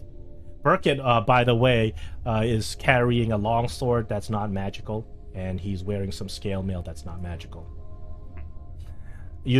So you take the key and you open the chest, and inside the chest you get a candlestick, and you have a magical book. It appears you have found a wizard's spell book. Oh, okay. You open the spell book and you realize that there are a lot of spells inside the spell book. Wow. All of these spells you can rip out as a page to use as a scroll. Oh, or I can copy them into my spell book. Yes, naturally.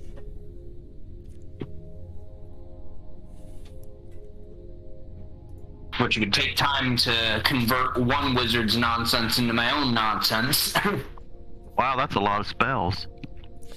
Most of these spells you already have, you already know. 6, 7, 8, 9.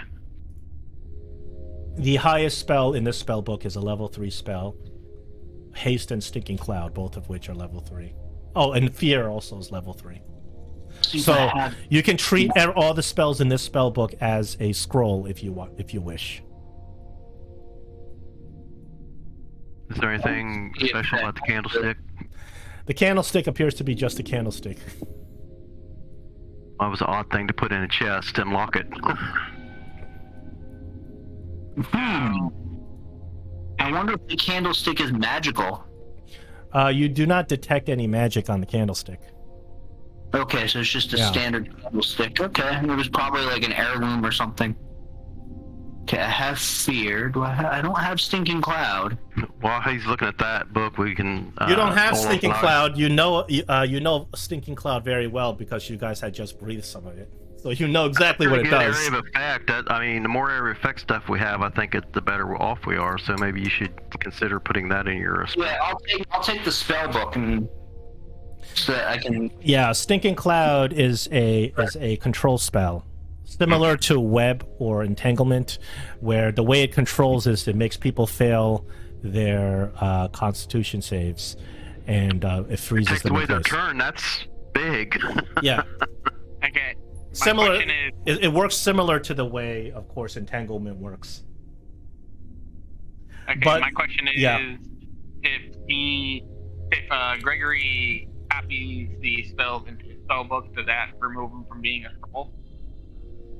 Not really, because it's not like I'm using a scroll. It's more like I'm converting one wizard's nonsense from their spell book into my own nonsense in my spell Yeah, book. exactly. There's no official rules for. I'm just transcribing this werewolf's nonsense. Yeah, there's no fifth edition. That's basically what it is. There's no official 5th edition rules for finding another mage's spell book, but if we go by the traditional D&D rules, they're not magical scrolls that are destroyed. They're just spells written in the book that you can use. Yeah, but it would use the same, like with the time I would have to spend and the money I'd have to spend to do it.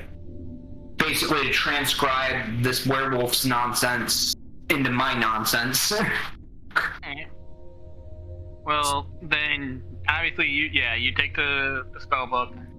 The only spells I would be able to use from that anyway would be spell magic and fear. So what I'm saying is, after you copy that into your book, Yeah, you can recycle it, and he can use it as well. rip it out and give it to me. All right. Did you say they can be used as a scroll, or they're Yeah, just- yeah, you can rip it. You can rip the page out of the book and use it as a scroll. That's something we used to play. It was a house rule I used to play in 3rd edition, and I'm just continuing 5th edition because there's no known rules in 5th edition about other mages spell books. Most DMs just tend to just not have them in the game. Well, I want to Search the room for a lever to search the turn off that room. wall. Yeah, and then while those guys are doing that, I want to go take a potty break, if that's all right. Yeah, why don't we do our mid-game break? All right, once you finish looting this room, once again, you notice around the ceiling and the wall, there's a little bunch of air vents, and your friend comes back. The face of that Ifriti comes back again. And you can see him. And he just begins talking. And he says, Burkett and Snarla. Once, Snarla was a great mage. But dabbled with powers with which she should not. Got infected with lycanthropy. Her vanity caused her great stress. For she had thought herself the most beautiful in the land, and now, being a werewolf, no suitor would go near her. And her mind, you see, was so easy to control. We offered her love, the love of a handsome gentleman, a true noble fighter and warrior, Burkett. For he was indeed a noble fighter and warrior. But he had strange tastes in the opposite sex. A match made in heaven, Burkett and Snarla. But, as per Charybdis's deal, they could only exist here inside his dungeon. Living in pure bliss, their minds were quite easy to dominate. You see, he says, as he disappears once again in mist.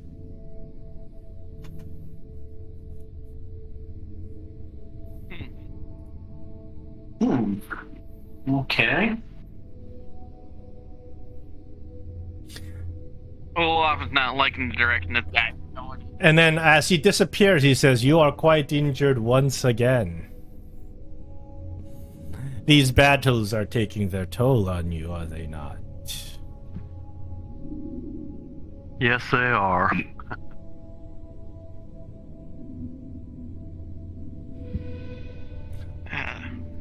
So we didn't find anything else in this room? No sentient weapons in this room, unfortunately. No hidden panels or hidden doors or hidden mechanisms to help us open the other door? You guys take a good hour or two searching around this room. You do find a lever in the foyer room. The lever, when you pull it, opens and closes that door in the hallway. So you can pull the lever and it opens that door again. That's the door that closed behind you once you came in. Well, we pull that lever so we can get out of here. So I think we need to probably take a short rest, you guys, or use that as a short rest. Sure, it's up to you. You can take a short rest. I'm okay with the short rest. I'll take the spell book. Can I add that spell book to my inventory? I already did so. Alright, cool, thank you. Alright, well, I didn't take any damage, fortunately. Let's see, what spells did I use? Hold on. I'll let Khalil also roll hit dice. There we go.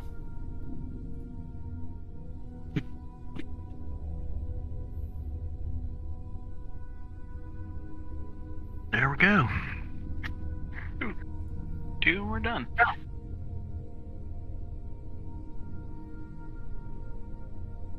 I guess I'll use my arcane recovery to, let's see. Did you use that many spells? No, I didn't. I did use a first level spell for mage armor. There, you find a second lever next to the first lever that stops that spinning cylinder. Okay. That was the more important of the two levers.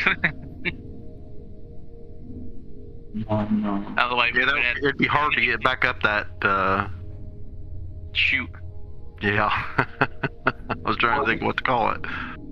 Did we find any other keys or anything on these? No, the only key that you found was on Snarla's body that opened the chest that had her spellbook. So despite your best efforts, no sentient weapons here. I think we gotta go check out that other door, guys.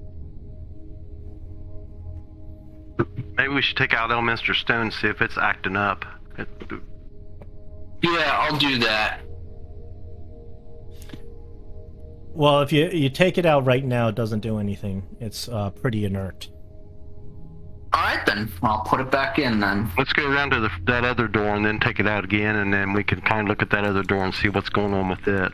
Yeah. Yeah, not a bad idea. You go over to the other door and you kind of examine the mechanism of the other door. We need intelligence on that mechanism. Elminster Stone doesn't do anything on that door.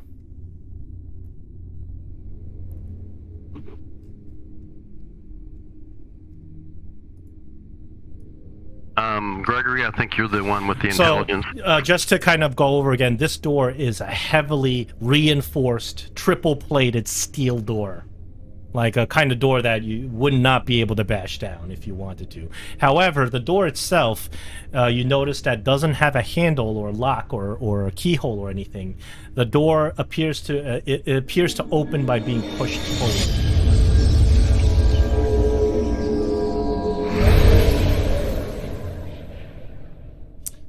Gregory, you can roll an intelligence while you're examining the mechanism of this door to kind of figure out what this special mechanism on the hinge is meant to do. Remember, you got some inspiration if you wanted to. Yeah, I do. So You also have a guidance, it looks like. So you have guidance on you. So just a raw intelligence. It's a raw intelligence. I can't think of how any other skills would apply. Alright, I'm gonna burn an inspiration to give myself advantage. Do they have they don't have a thievery skill here. Yeah, they have a sleight of hand in 5th edition, but no thievery. So Yes, that's true. so there's no like specific mechanism skill. All right, Gregory, you as you take a close look at this door, you realize what the hinge mechanism does. So this is a hinge mechanism that it appears to be a mechanism that prevents, it allows the door to be pushed open, but it's something that if there were a massive amount of pressure coming from the other side, it would lock the door in place. Interesting. So the hinge, the special hinge, allows the door to open and close normally. However, if a massive amount of pressure came from the other side, the door would permanently lock and not be able to be opened without, like, somebody with very fancy tools that can sit there and dismantle this hinge and stuff like that.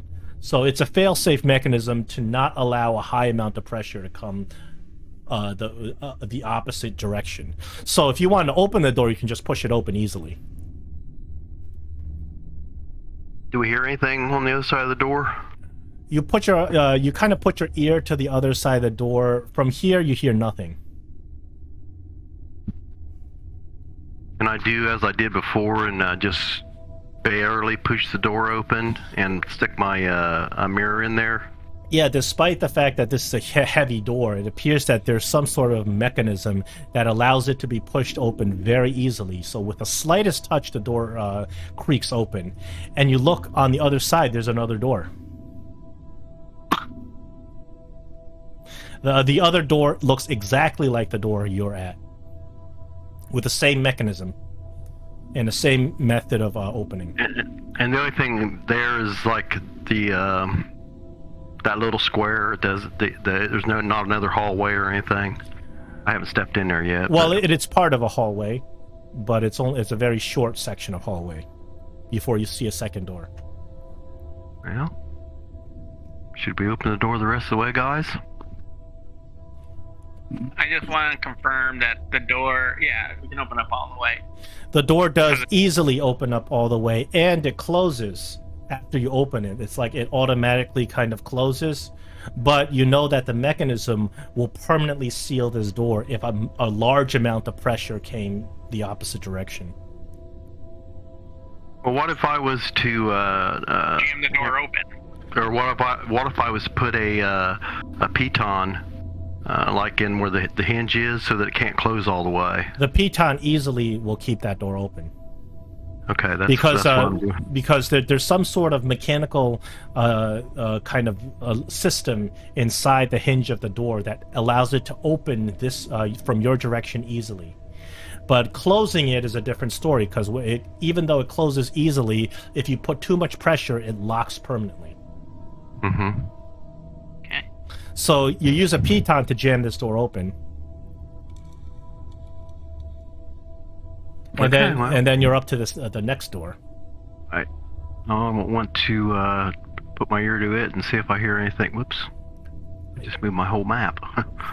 There we go. And put my ear up to it and see if I hear anything on that side. You hear something like water bubbling.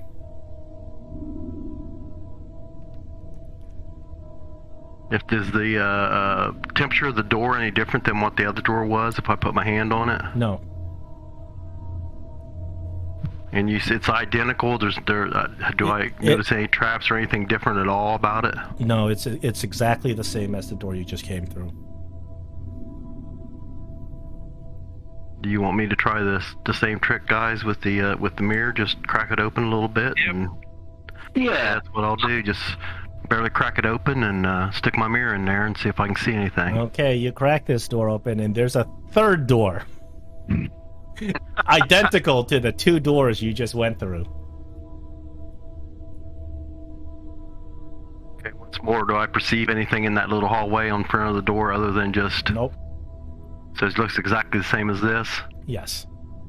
Then I will push that door open and put a little piton in it as well to try to keep it open. That door also is jammed open easily. So you get to the third door. Although it looks exactly like the other two doors, you can hear bubbling on the other side of the door. You put your hand to the door. It's not hot, but it's pretty warm to the touch. It's not like you scalding hot. It's just a little bit warm. But what you hear on the other side is just bubbling, like a boiling, bubbling pot of water kind of bubbling. Skin on glass Gregory if he would come and listen and see if his intelligence and knowledge of history could maybe tell him what that might be.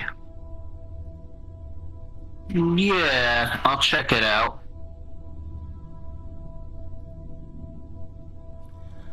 Gregory, you don't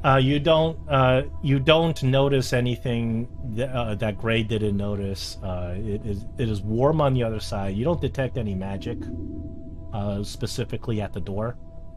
But you do know that whatever's on the other side is significantly warmer than what's on this side. Although it's not scalding hot because you can touch the door, so it can't be that hot. But it's definitely warmer. However, bubbling water is scalding hot. So what you hear is definitely scalding hot. But you don't think what's on the other side of the door is necessarily scalding hot, or else the door itself would be scalding hot. Mm-hmm. Gregory will comment and say, well, either someone's making stew or doing their laundry. So the door is exactly the same, other than the warmth, and the mechanism looks the same, and yeah, the door is exactly the same as the other two. If we check the walls and all around here, do we see any kind of secret panels or doors or anything? No. Well, you want me to open this one? Do the same with the same thing? Yeah. Try to Right. go do a little crack and see what happens. Do a little crack and stick my mirror in there. Okay, so it's going to be awkward map transition. It's because they're forcing me to do a map transition here. I don't know where they come up with these awkward map trends, because there's not necessary. Okay.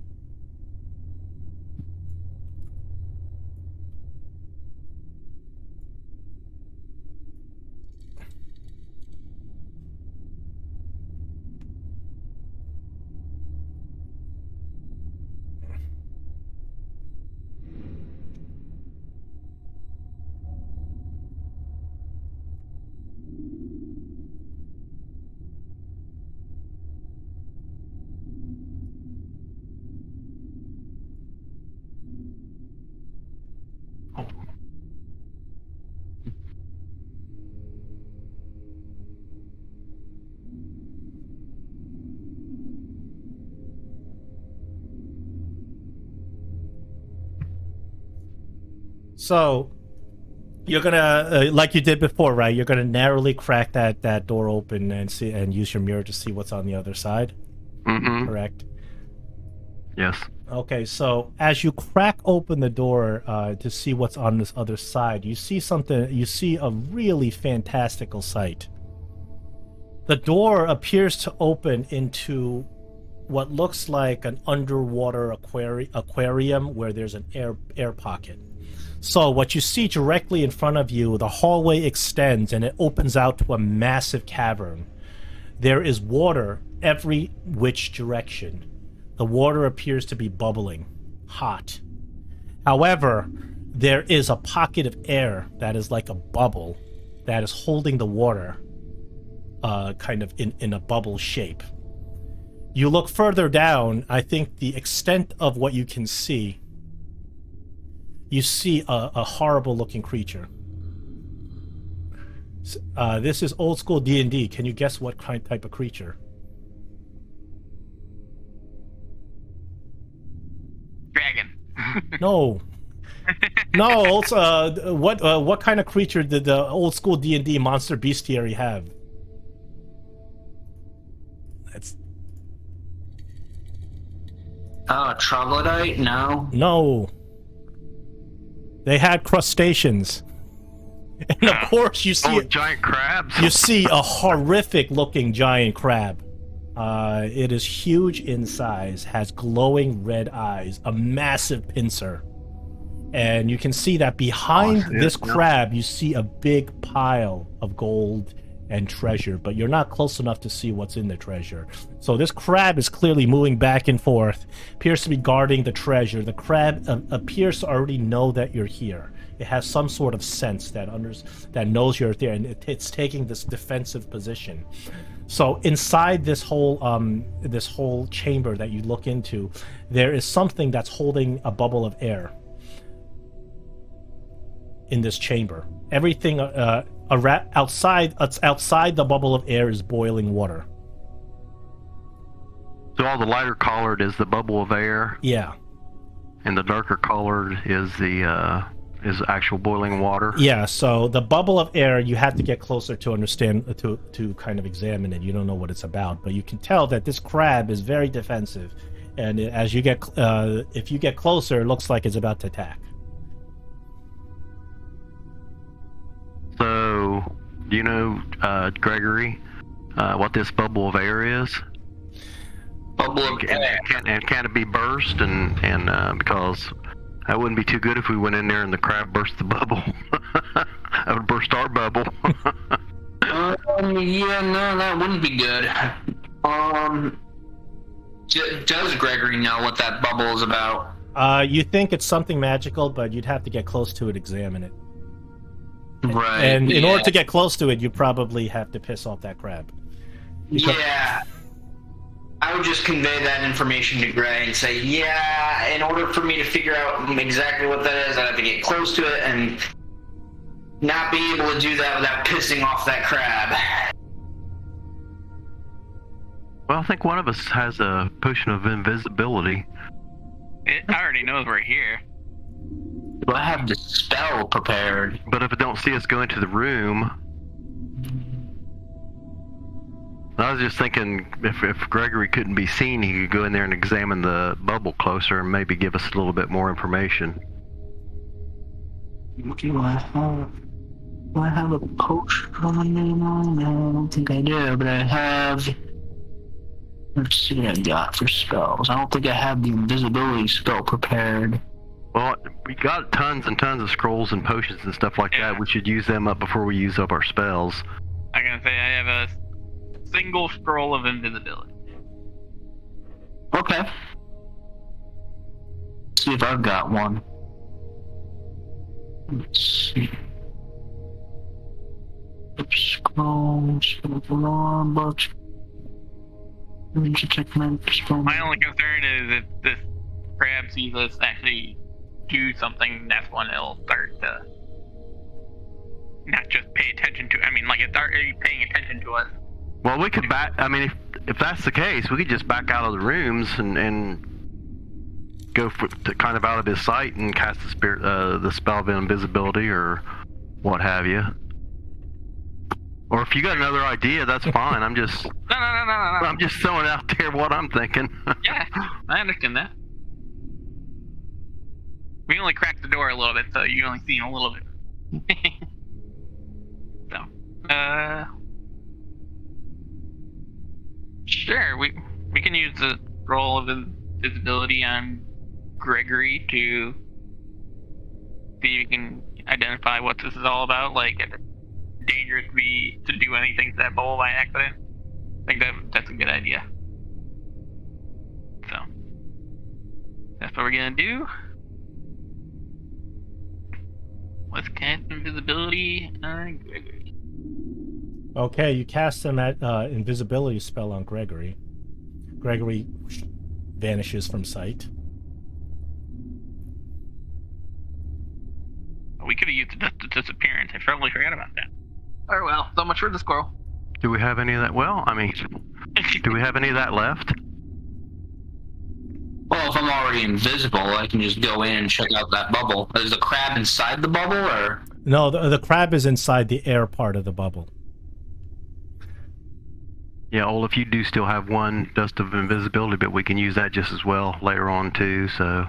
Yep. Wait, is inside the air part of the bubble? Yeah. What do you Oh, mean? he is. Okay. The bubble itself is made out of air. Outside the bubble is boiling water, so he's in the bubble. Oh, Oh, so it's like kind of like there's layers of Well, like. you can kind of see the border of the bubble. It's like Yeah. a little semicircle. Yeah, you guys also are technically inside the bubble. You're in the air part of it. Outside the bubble is all water. Yeah, we're in a dome of water, basically, of scalding water, and we're just worried that if we Alright, pierce the dome, it's going to. So what I'll do is, while I'm invisible, I'll go check it out. The crab's clearly reacting, even though you're invisible. As you get close, the crab puts up its claws and approaches.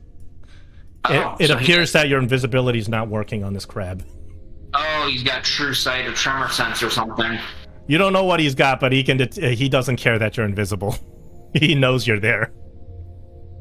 You're not sure if it's true sight or tremor sense or what, but this guy knows it can see you. All right, so much for invisibility. But Gregory, as you're over there, roll me perception check. You're halfway to that dome. Perception.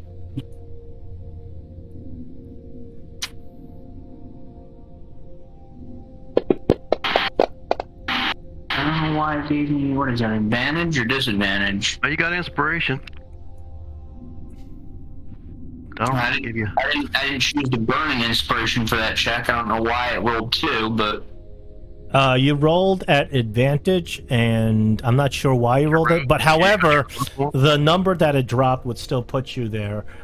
You see inside, you see a big pile of coins where that treasure chest is. It's a huge pile of coins and magical items. Buried right on top of the heap of coins is this weapon. It's a magical trident. Okay. You have a feeling that that's one of these sentient weapons you're after. Hmm. And then, Gregory, you hear the faintest noise in the back of your mind. You know, you hear like a woman singing. It appears to be coming from that weapon. I will take out Elminster Stone and see what it does. It appears that Elminster Stone is not reacting at this time. You're not really sure why. Okay, well, Elminster Stone reacted when we were near Black Razor, but it's not reacting to this trident. It doesn't appear to be reacting. You're not sure why. But this weapon, you can hear a faint woman singing. But however, you realize that this crab is getting very defensive. If you get any closer, it's going to attack. Alright, I'm going to go back into this room, and I don't know, because the crab doesn't seem to care that I'm invisible, so I'll convey that information to them. I don't know if I can turn off the invisibility or not, but... because at this point it doesn't make a difference that whether or not I'm invisible. And I'll tell them, like, yeah, the crab doesn't care that I'm invisible, apparently. It knows I'm there. There's a trident in that pile of treasure that it's guarding, and it seems to be singing, but Elminster Stone does not seem to be doing anything to respond to it. So whether or not that is wave, I can't say. Why don't we ask Black Razor? Black Razor responds as you mention its name. It says, "Indeed, Wave is Charybdis's favorite, and he protects it with his pet."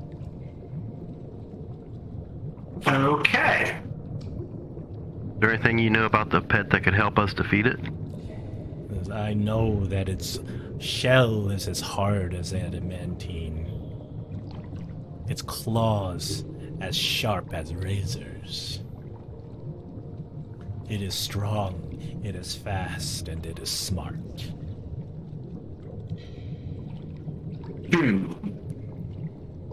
Is it just gonna I'm gonna run an experiment. I'm gonna take out Elminster Stone and stick it over near Black Razor.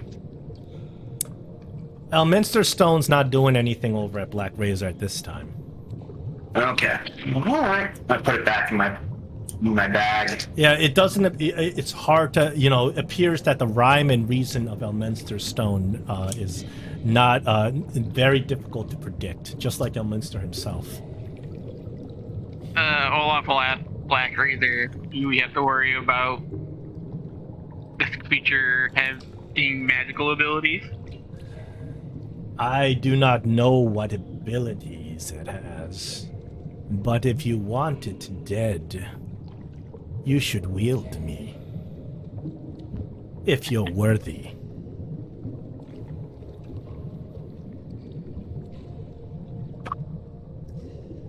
We're gonna show you just how worthy we are.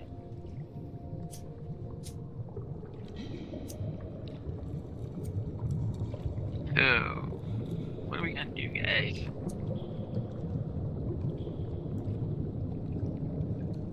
I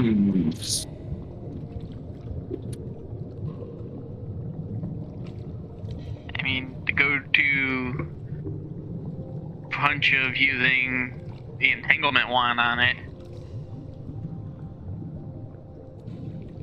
Like Black Razor said, this thing is really smart. Although, how do we know Black Razor is being honest with us? You don't. And there's no insight check you can really run on Black Razor because you can't read an object's facial features.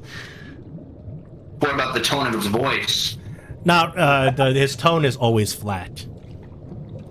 So it's very difficult to interpret its tone. Unless you can logically catch it in a lie or something, there's no real way you can kind of read its intentions.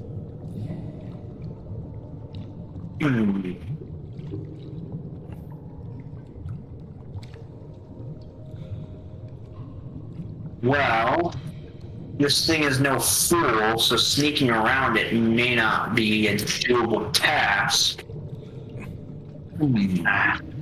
Gregory, did you get an idea what the bubble is? Like, if we puncture it, we'll be in trouble? Actually, that's a good question. Did I get any idea about the bubble? You did not have time to kind of run detect magic or anything on the bubble because you realized that anything you're doing there, that crab is going to come after you. So you only looked at it from the corner of your eye, and from what you can tell, the bubble itself appears to be some sort of magical barrier that is holding the water out of this air bubble. The air bubble itself is very warm just from the temperature of the water. It's actually somewhat steaming because of how warm it is. But this magic appears to be successfully holding the water from flooding the chamber. However, you're not sure how strong this magic is or what could deactivate it. Probably like a wall of force or something. Well, a wall of force is actually very sturdy and wouldn't be able to be ruptured easily. It doesn't look like a wall of force. It looks much weaker than that. Well, You have the horrible thought that maybe the crab is concentrating on this bubble's magic, and the minute you hit the crab, the bubble will go down. You realize that with this much scalding water, it might kill you instantly. Yes, and another problem is if we close the door and let the water go, it'll probably it'll permanently lock that door. You also realize that the water, if it were allowed to flood through these open doors, would flood the entire dungeon. Because as you looked inside this chamber, you realize that the chamber is hundreds and hundreds of feet tall, full of bubbling water.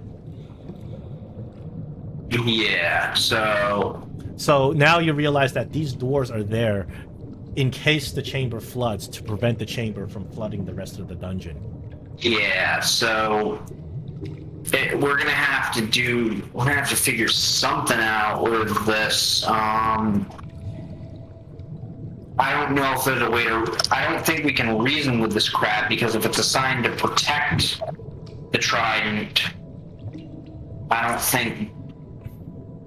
think it's gonna let us have the trident if we ask nicely, and whatever we do, if we fight this crab, we have to be very careful about unless one person goes in and distracts the crab while another person goes in and grabs the trident. Well, the choice is yours. We could try to charm this thing, guys.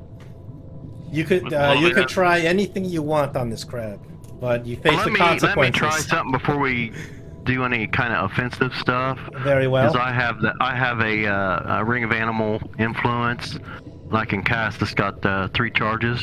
I want to cast speak with animals and see if I can communicate with this creature. Not a bad idea. Go for it. Okay, you cast speak with animals, and you approach this crab. Indeed, the crab is a beast. Therefore, it does apply in which you can communicate with this crab. The crab chitters, not speaking in a specific language because it doesn't know any language, but able to convey information and dialogue to you. The crab kind of speaks in its own chittering way. One step closer, and you all die. I say, oh mighty crab, are you trapped in here alone? The crab says, I serve only Caraptus. Are you serving willingly, or do you feel like you're being charmed? The crab says, I exist to only serve Caraptus. I have no other purpose. And why are you down here? I guard the Caraptus's treasure. That pile of treasure behind you, is that what you're speaking of? Yes. And would there be a way that we could come in there and maybe barter for part of that treasure? It says, take one step into the chamber and you will die. You broke up, Mr. Crab. The crab just says, I serve only Caraptus. Take one step into this chamber and you will die. That's what it doesn't have a language, obviously, so it's so very difficult to interpret any emotional intention or anything, but all you can get is just this very rudimentary dialogue with the crab. And are you responsible for this magnificent bubble in this room? The crab says the magic in this room is the magic of Caraptus. And he says, but take one step forward and you will die. Will you burst the bubble? He doesn't answer you when you ask him if he'll burst the bubble. Can you survive in the boiling water outside of the bubble? His answer is, my purpose is only to serve Caraptus. Any suggestions, guys, on any questions you'd like me to ask him? Try to convince him that we work for. He told us to get these weapons together and sent us here to grab this one.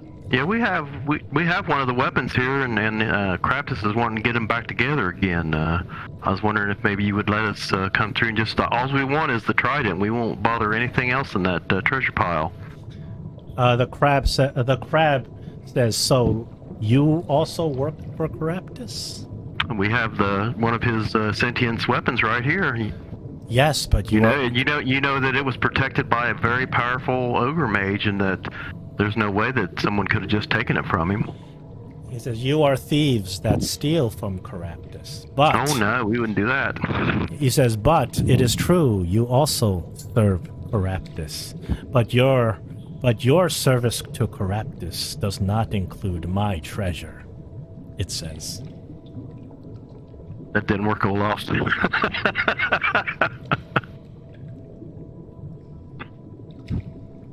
The crab says, I sense it. You also serve Caraptus.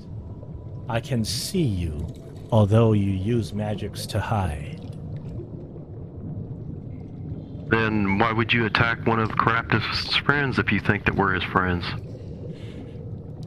Your purpose in serving Caraptus does not include my treasures. Well, that's not what he told us. He says, you lie. When was the last time you talked to Caraptus? I haven't seen him around for a long time. He says, my existence to serve Caraptus, it is clear to me, and it is all that I am. Are you sure there's no way we can convince you just to give us the trident?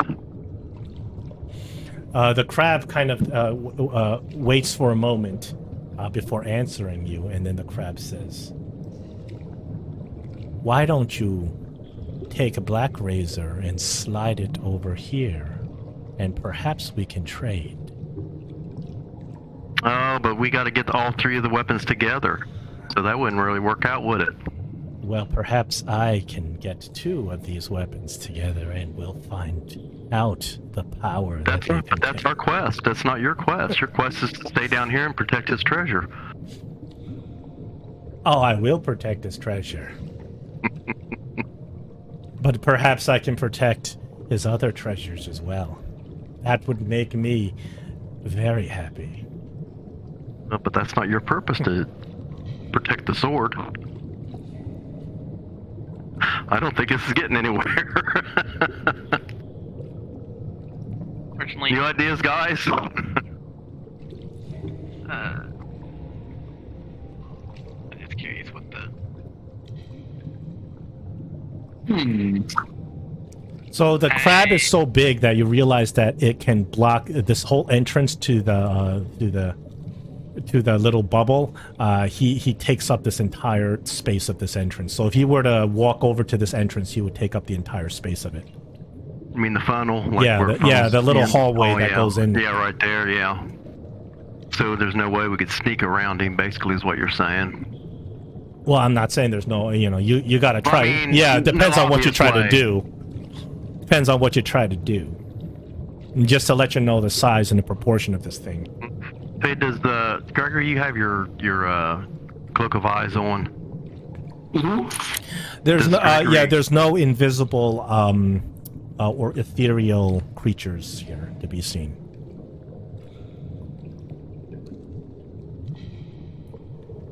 Question is, do we think he's smart enough to talk in riddle to be like, oh, this is protected by Caraptus, the bubble's put up by Caraptus' magic, which he provided with me to create it to happen, and he can just drop that bubble on us. The crab says, if it is your... the crab then kind of approaches you and says, well, if it is your purpose to unite all three weapons, I sense that you have one. When you have two, you can come back and we can unite all three and find what insane power lies therein. It says. I'll be waiting.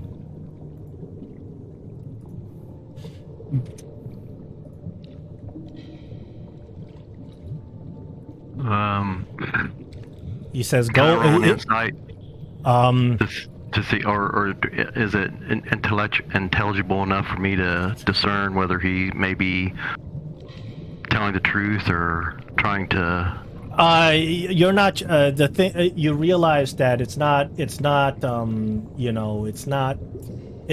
like lying to you. You don't think it's lying to you, but you clearly think that it doesn't have your interests in mind. I mean, you don't need an insight check. It's clear that the way this thing's talking, it is a loyal, unwavering servant of this evil Caraptus. Can I also tell by just the conversation here that the crab is fairly intelligent? That, Yes, for instance, it seems like when you're talking to this crab, it seems like it, even though it's not going to budge on giving you wave, it seems somewhat interested in the fact that you have Black Razor, and it kind of wants it. so it could be just that he wants to possibly have all three weapons and see if he can break out of Caraptus' power or something of that, nature? That's Yeah, possible, but you're not. But this crab seems 100% loyal to Caractacus. You realize that this is, this kind of loyalty from a beast, from a natural animal, usually happens with deep magic, with very powerful magic. And you guys know from your knowledge of Caractacus that that's how he operates: mind control and domination.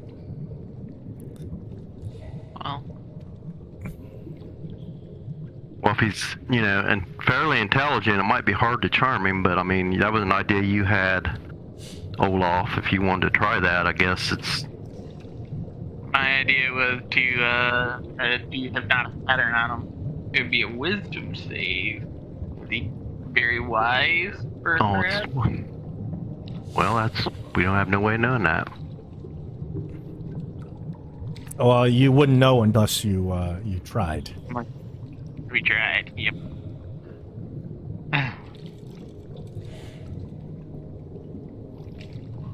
Well, Would you like to try?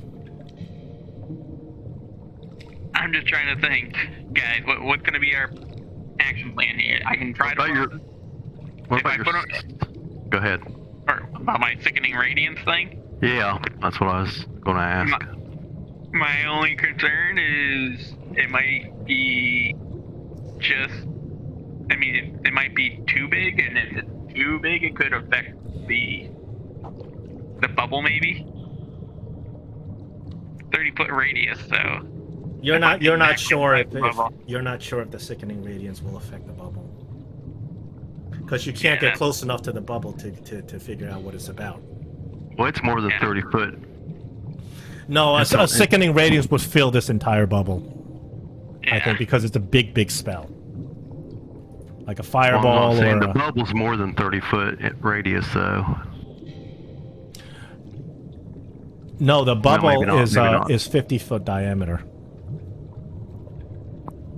50-foot diameter sickening radiance would fill the entire thing because it's 60 foot.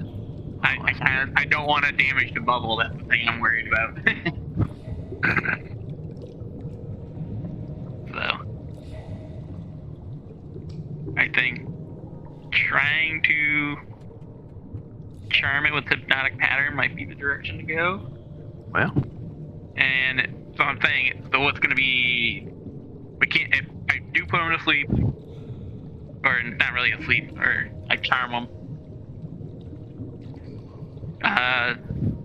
We're just gonna sneak around and try to get to the stuff.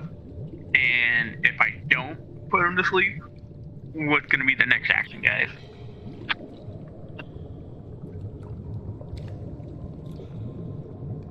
I don't know, maybe we should just leave and find the third weapon and then come back.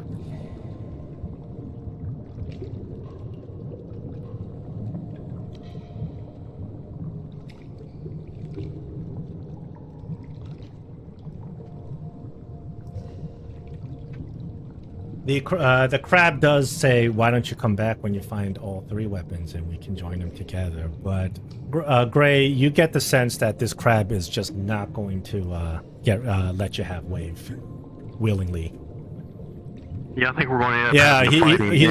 You're not sure that if you give him Black Razor, he would just take that and keep it and not give you either. Yep. I think he's looking for power, and so I think we're going to have to figure out a way to defeat him.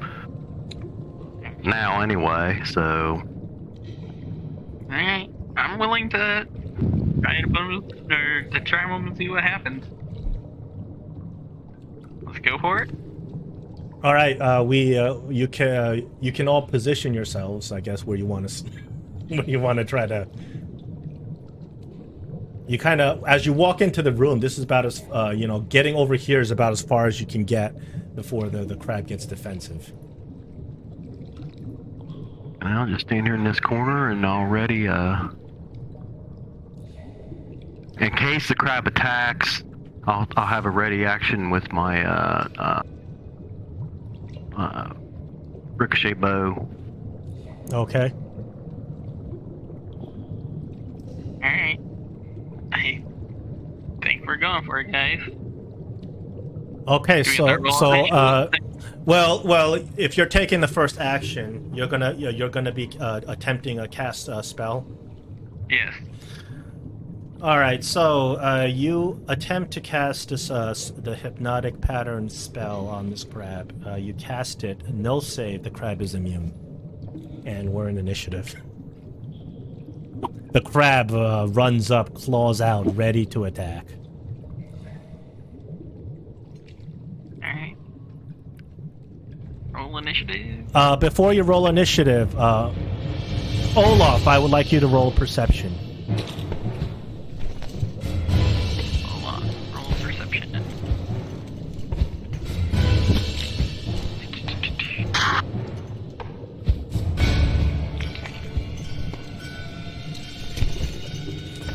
Okay. It's not in a tower, but I'll take it. Oh, sorry. That's fine. We are in initiative. The crab clearly ready to attack, rushing you with claws outstretched. As the crab comes over, the first thing it does is it pokes a little hole inside the barrier, and you see water streaming through that hole as it begins to fill the ground. Hot, scalding water. Gray, you're first up. You had a ready action, actually. But it's initiative, so you get to go. Okay. Well,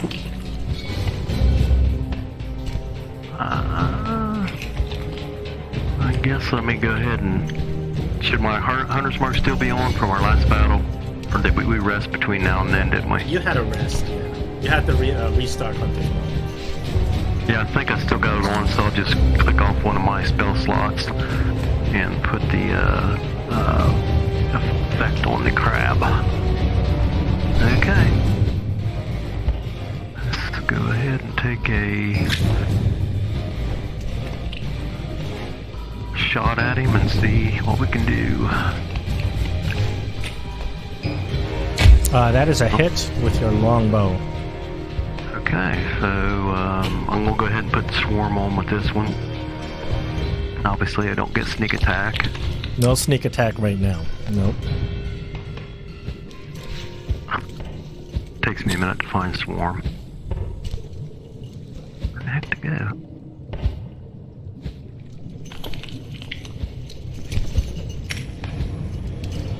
There it is.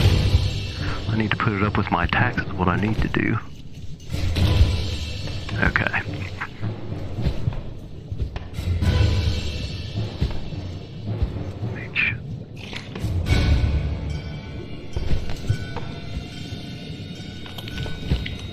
Well, I didn't apply something. I think you're missing a D6 because maybe you didn't... Does the crab have the hunter's mark on him? No. Okay, that was what it was. Oh, now it does. Now it does. It does. I think maybe you forgot to put the swarm on yourself. I'll just roll a D6. Okay. Then you put it on him, I guess. Yeah, we'll do it like Okay, that. there it is. That's fine. There it is. No And problem. my second shot. My second shot.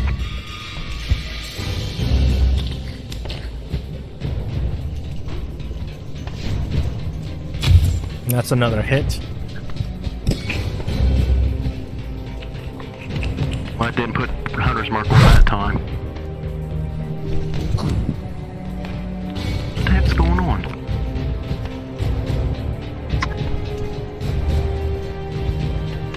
I got hunter's mark on me, and you said it was on him. It should have put it on. It is on him. Well, it didn't put the damage on, did it? It did not put the damage on. What's going on with that?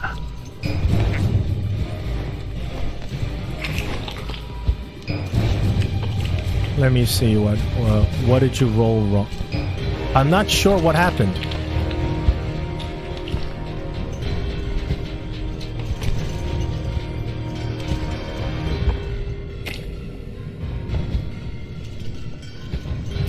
You might have put the wrong hunter's mark. You might have put the one that's supposed to be on you on him.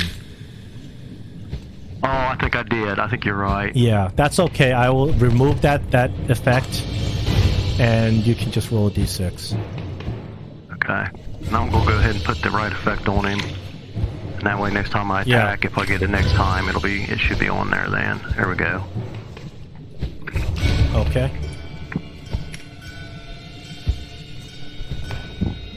Still takes a lot more than that to hurt this crab. Oh yeah. Alright. Yep. Really nothing else I can do, so I'll pass my turn, I guess. Gregory, you're up. Alright, let's see. What do we got? Well, we did some damage to the crab. Let's see what else we got. Alright, the crab is blocking the entrance. Alright. There's only one thing I can do.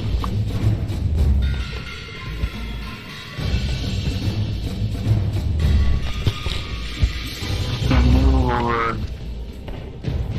Not that it matters, but I'm gonna target him. And I'm going to pelt him with...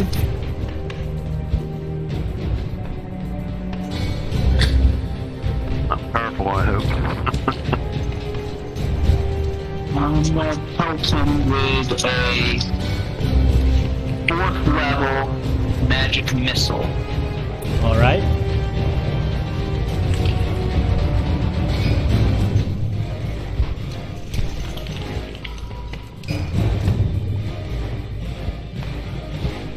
There's stuff. Retreat out.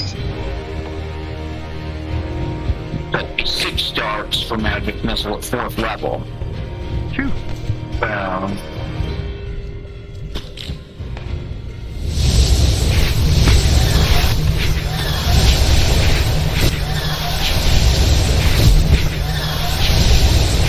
That's quite a lot of damage.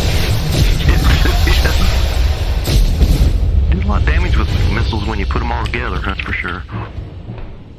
That's a 4th level slot, and then I'll end my turn. Alright, the crab is in a real bad mood. It comes up, squeezing its entire body into this tunnel. As it does so, you realize that the spikes on its carapace start ripping holes in this membrane. And water, hot scalding water, starts streaming in. Doesn't appear to even remotely bother the crab, though.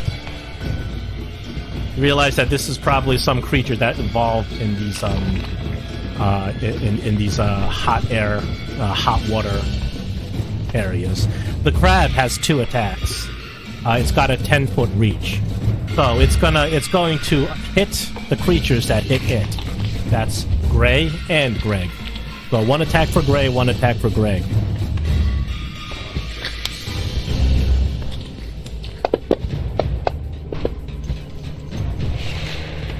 Why was it attacking with disadvantage?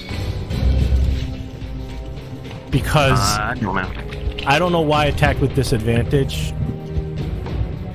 Gregory, do you have something on that's giving you...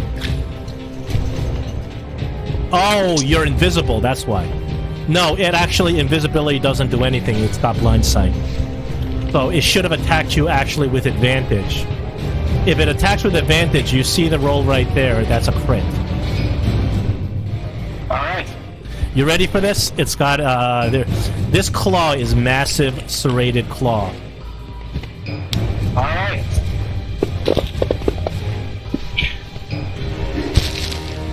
$47 points of damage.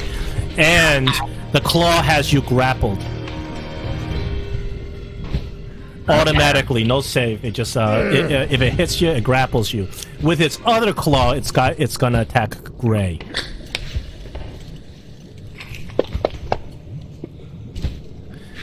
It hits you, Gray.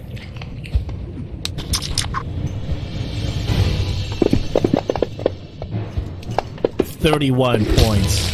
You maintain concentration on your hunter's mark, but you took quite a wallop. Olaf. This creature hits hard.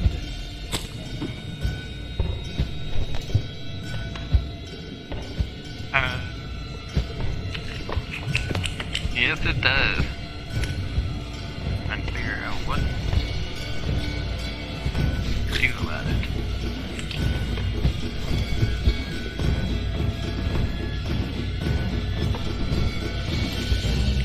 And during this battle, you look around and you realize that this tunnel is just water is just streaming out of it.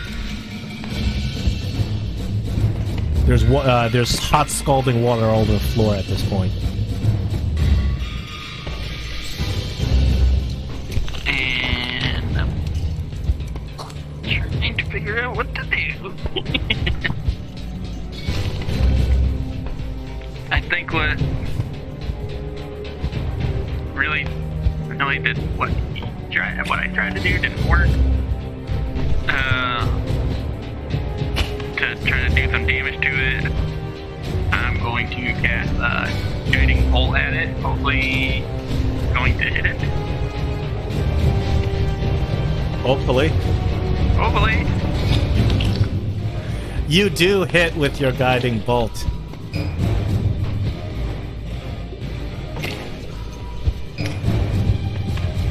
Oh, 34 sweet points of damage, and plus you grant advantage on the next attack. Nice. And with that being the trouble that everyone else is in, I'm like, guys, I don't know what to do here. But unfortunately, this creature is a big, huge pile of hit points.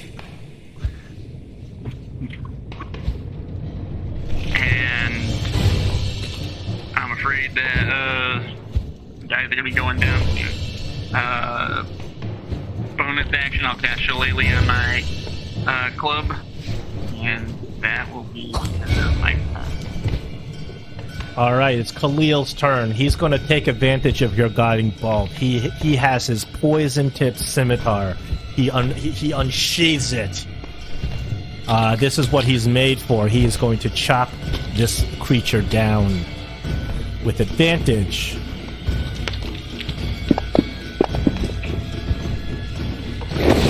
Khalil hits.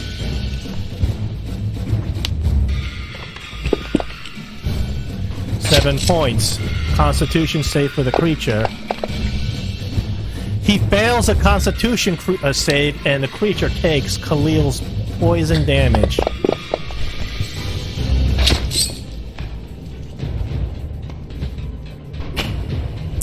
However, this creature's still got a long ways to go before it's dead. Khalil makes a second attack. Another hit. Another 8 points of damage. Olaf, unfortunately, your perception check at the beginning of combat failed to detect that there was a big burst of steam gathering over here. The steam coalesces, and your friend shows up. Your good Afridi friend. He looks at all of you. He sees how horribly messed up you are. He winks at you, and he pulls out the piton. The door slams shut, with a big smile on his face as the door shuts behind you. You guys are now trapped. The water's filling up, and this creature's trying to kill you. As if things couldn't get any worse. Gray, you're up. Wait, whose friend? Your friend, the Afridi. The guy that's been watching us all this time, and They're constantly watching you. Oh my god. And as he disappears, he says, "Well, we can't have water flooding the entire dungeon, now, can we?" And he laughs as the door pulls out your piton and slams the door shut.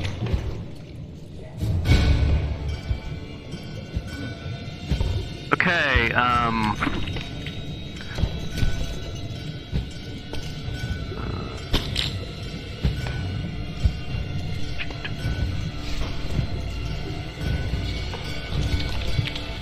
okay, so,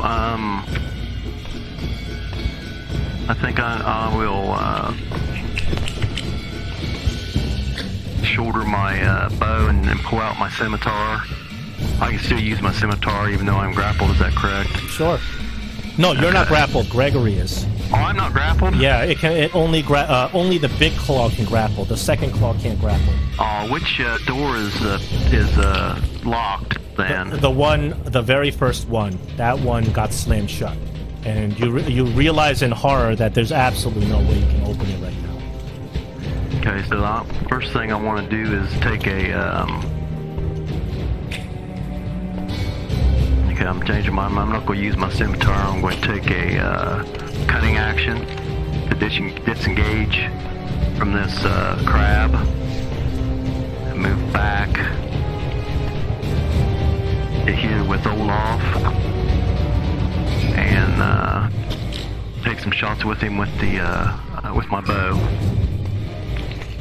And I should get sneak attack, right? Since Khalil and the other and Gregory are right there. You do have if sneak. I hit. You do have sneak. If I hit. Yes. That was wrong dice. You just did damage without attacking. Hold on, let me readjust because you did damage without attacking. Hold on. Okay, there we go. Yes, you do hit with that attack. You have sneak attack available to you. Okay. Let's see. Also, I got the swarm. Put the sneak attack on. I need to move my swarm up here with the rest of my attack stuff, dang it. And put the swarm on. And then I'll roll the damage. Whoops, that's the wrong one.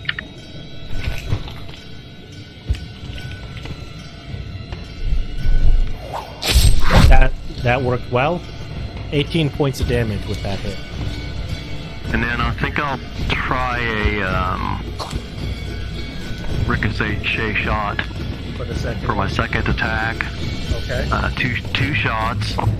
Okay, that's a wisdom save DC 12. Yeah, I gotta remember how to do Not that. a save, I'm sorry, so it's a wisdom. It's a flat wisdom check. Bow. So then the second effect then, right? Yeah. And just put on me. Yeah, just put a. Well, roll the save first. If you fail the save, obviously there's no attack anyway. Okay, so it's a wisdom save. Yeah, DC is 12 for 2 ricochets. All right. If you go do a nat 1, you're poking a hole in the area. Okay, no nat 1 at least. Unfortunately, you are not able to do the proper ricochet on that shot. All right. So I think that's all I can do right now. So I'll pass my turn. Okay, Gregory, you have 3 hit points right now. Yes. You are also grappled and restrained by this creature. Restrained. Now, I have an idea, though. I just want to know. Let me just real quick. Alright, let's just do it.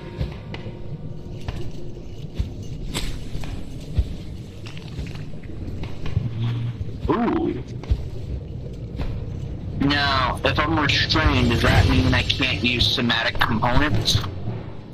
No, you can do all actions while restrained. It's just that you have no movement. It's like you got you around the waist or something. Yeah, have no movement, and any attack against you has advantage. But you can still do whatever action you need. Okay, well, I'm going to use my bonus action, and I am going to... Yeah, if you Misty Step, that gets you out of restraints, of course. Okay. Where are you Misty Stepping to? I'm going to Misty Step behind the crab toward the trident. Oh. Okay, let's see, 60 feet. This is where you can end up with a Misty Step. Nice. Alright, well, I'll Misty Step there. That's my bonus action and a second level spell slot. And then I'm going to use my move action to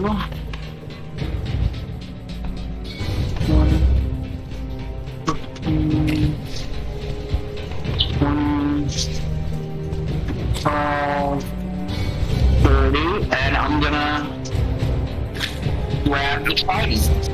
You grab the trident, and an overwhelming, powerful song fills your head. It's a woman, a very strong alto kind of a voice singing an ancient song in an Aquan kind of language. But as you grab the trident, time freezes for a minute. Okay. Whoa.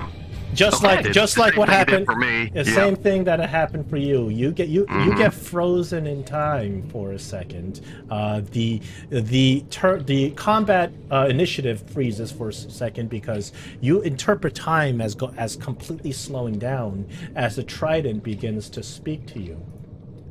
The trident in a kind of a deep alto bassy woman's voice speaks to you and says, "You don't know me, but I know you." Okay. He says, it is hard for me to understand, for you are one that has destroyed me, but yet you have not destroyed me. I see you, casting spells, burning me to a crisp, ripping me apart as I die on the floor, and yet this is not in your memories, for you have not done it. Strange. You are speaking with Wave as you hold it in your hand. Combat is frozen for now.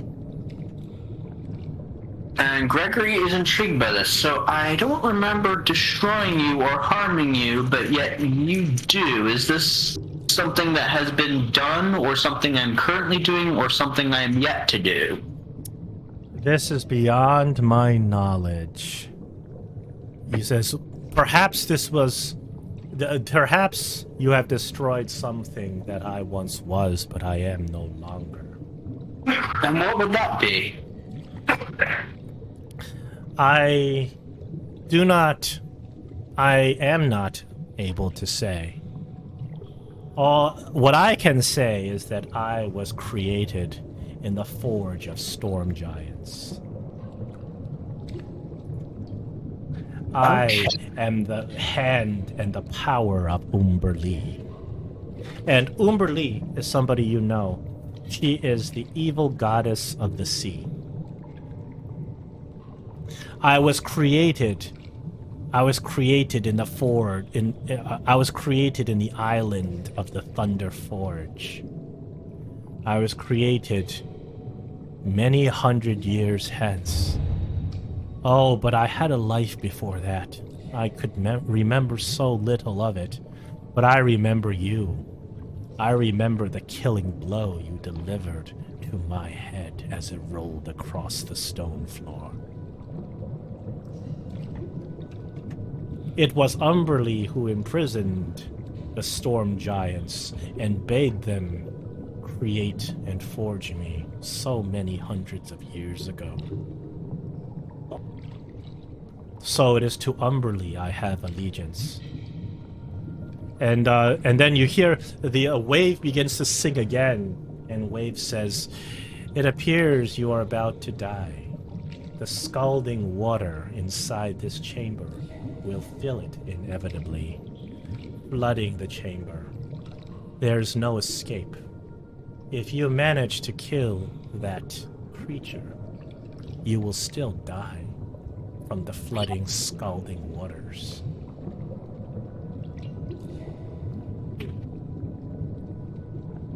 And what's in it for you? In it,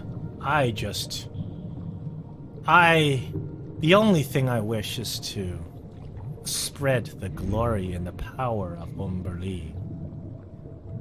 So your allegiance is to Umberlee and not Caraptus? No. Caraptus owns me, but he cannot control me. He cannot dominate one such as myself.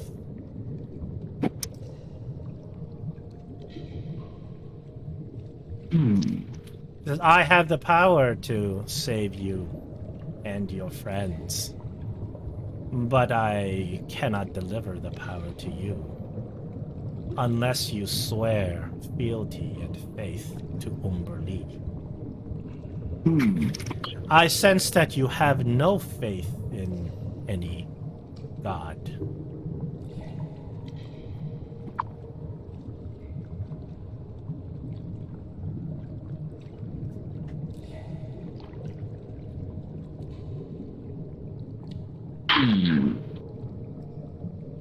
Elminster Stone having any kind of reaction while he's talking to this trident? Well, Mr. Stone appears to not do much right now. Okay. And I'll just ask, okay, well, how do you plan on saving me and my friends? Oh, contained within me is powerful magic. Magic that will destroy this horrible creature, and magic that can protect you from the scalding waters.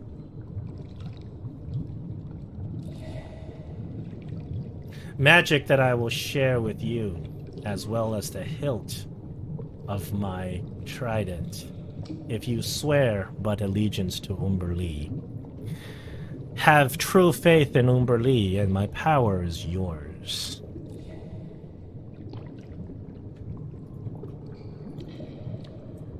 So you may roll a religion check, so you know what you're getting into. Yeah, which not that I have much of a choice, although my character is true neutral, but Your character does not have a listed deity that you worship, so you are eligible to worship Umberlee if you choose to take this thing's offer. Alright, I'll roll the religion check and see what happens. You rolled a nat 1 on your religion, so you know Umberlee just because she's a god of the realms that is commonly spoken of. She has a nickname. The nickname is the Bitch Queen. I'm serious. And she is a protector of pirates, and she is an evil goddess of the sea. She is a protector of generally evil people who sail the sea, like pirates. I don't quite remember all that. Yeah, you know this much about her. You don't know anything more salient that'll help you in the situation. You can, Well, if you. Maybe this will give me an opportunity to learn more, though, about this Umberlee bitch queen.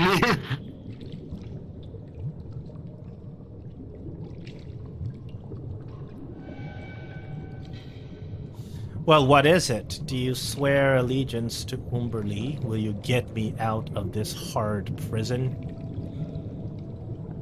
Are you worthy of wielding me? You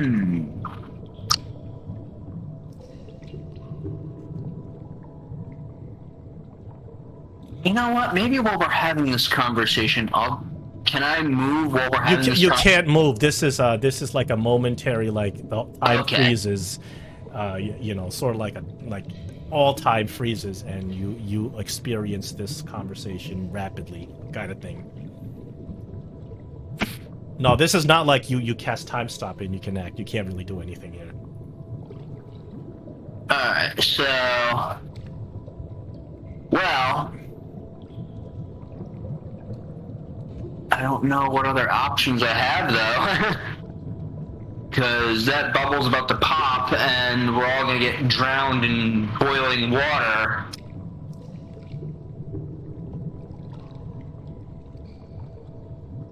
If I don't do this,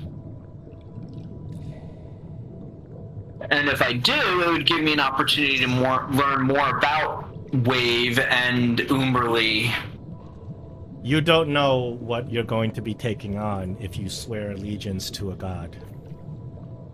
But that's what this. Yes, but that's what this. You're not sure what the cost is going to be, but that is what Wave asks of you. But I kind of know what the cost will be if I don't do it, though. Naturally, yes. But you have to remember, as far as Gray told you when he was offered the same deal, he rejected Black Razor's offer. But Black Razor asked for him to kill innocents and satisfy his hunger for souls. Wave just wants you to convert to another religion. Which I don't really know about. By converting, it'll give me an opportunity to learn more about it.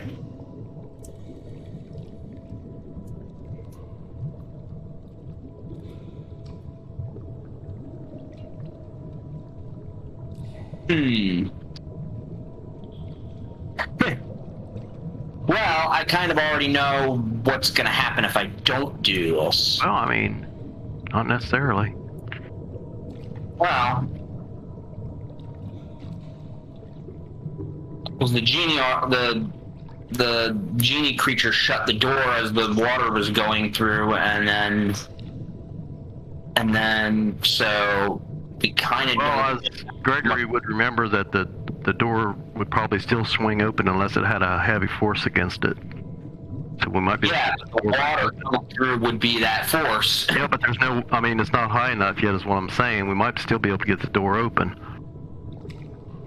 Right. I mean, I hate to intrude on your time stop, but I'm just saying you would remember that. No, out of character, of course you may intrude on his time stop.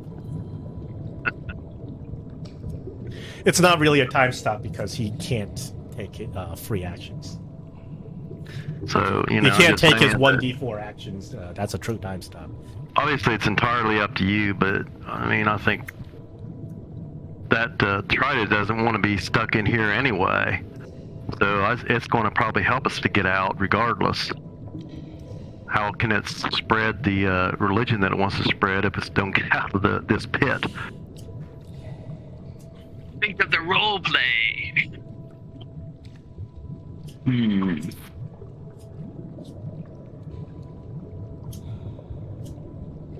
But John was right. At least it didn't say you had to kill innocent peoples and stuff like that. But at least ask what being a follower of the goddess entails. You know about Umberlee, but you don't know that much about Umberlee to know what you're going to be forced to do as a follower of Umberlee. Right, which could be good or bad. Which the Trident wants to get out just as much as we want to get the Trident out. But you know, it might be fun playing. It's entirely up to you. I'm just saying we probably do have alternatives, but still up to you.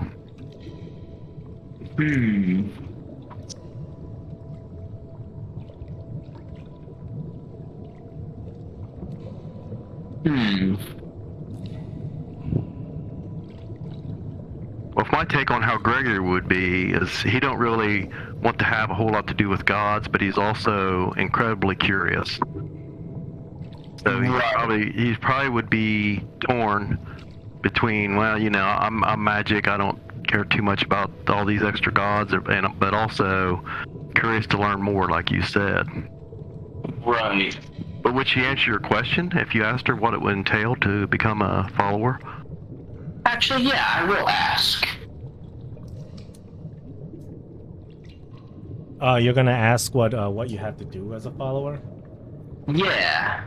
Because I'll tell, I don't really know much about Umberlee and what it means to be a follower of Umberlee, but I am curious. What would swearing fealty and allegiance to Umberlee entail? Well, for now, it entails that you put your faith in the sea. Forsake your faith in all other gods and put your faith in the power of the Bitch Queen. Since you have no faith in any other gods, it should not be hard for you. But faith is something you may not know about. But if you swear fealty, faith is what you shall have in the power of Umberlee.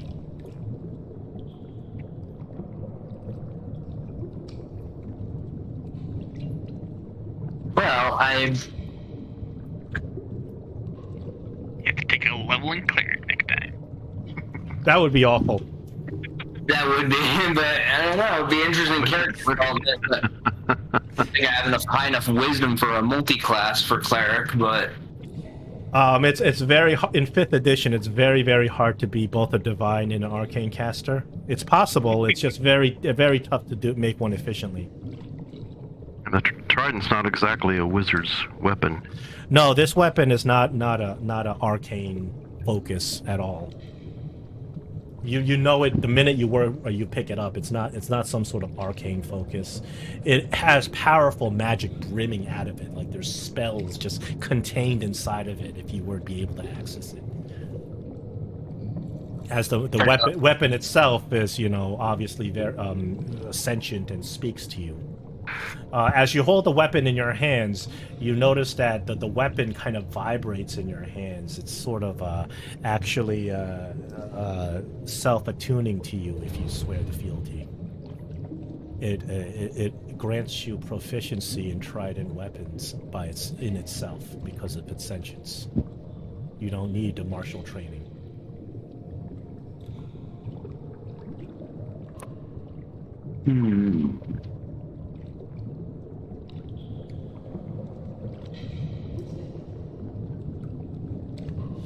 The wave says, I cannot hold this field forever.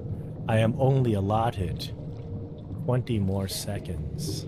Make your choice now. Let's see. Well, sounds kind of neat. Repeat after me. I swear my soul and my allegiance to the bitch queen. Well, I don't know. Because the thing is, what's gotten me to where I am was my faith and knowledge, and I get my powers from the weave. So, as interesting it would be to learn about this bitch queen.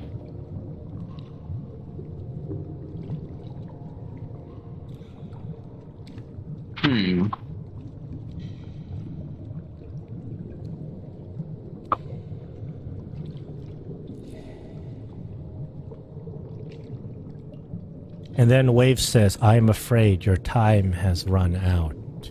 You are not worthy. And you are back in battle. Alright. Is it still his turn, or? Well, he completed his turn by picking up the weapon. Oh, okay. Alright, so I guess I'll end it and... Alright. Oh, now the pet is up. And this creature is very angry. It goes to town on Khalil directly in front of it. Whoops, it appears I attacked myself. No, that's he did do a critical hit, unfortunately. Oh. That's not good. No, it's not. Not for Khalil.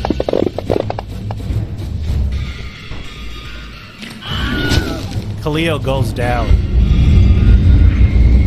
He still has a second attack, therefore he's going to move in.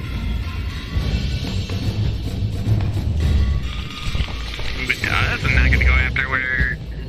Oh, I didn't think he could get through there. He didn't even see what Gregory did. He doesn't even know where Gregory is. He's focused on attacking you. Gray, he's going to finish what he started earlier with you. He can get through that. I didn't think he can get through that little... Yeah. He squeezes through. Alright. No, there's nowhere for you to hide. Oh boy. Ray, you are grappled.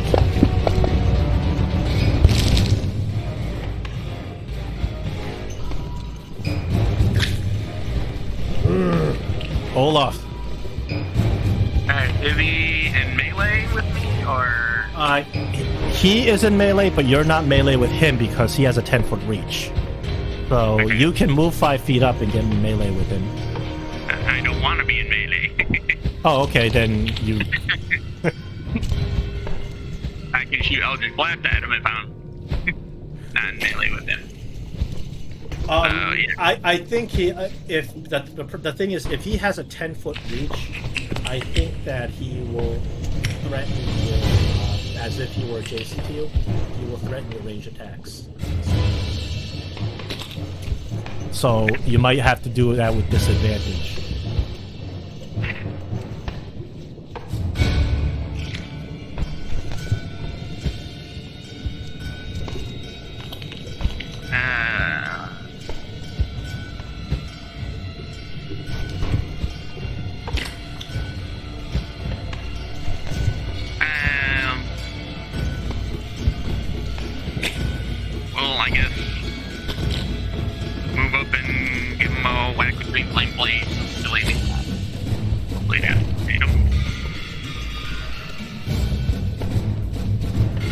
You critically hit him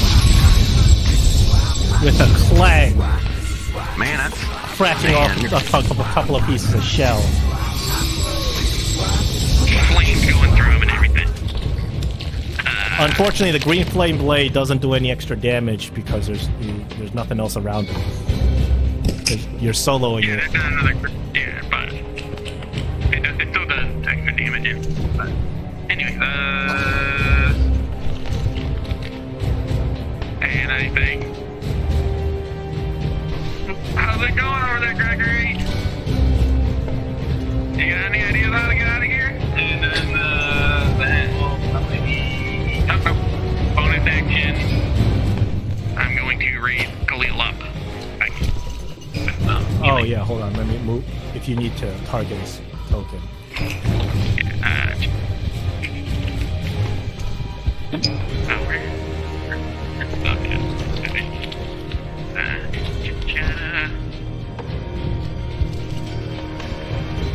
Getting back up, that's all.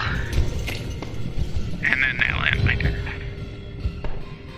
All right, Khalil. Now he is prone, and this creature is kind of pretty much stepping on top of him. He starts crawling. He has to crawl out of here. He has to crawl out to get behind the creature. He gets up, and nothing else to do but attack. Some damage, Khalil.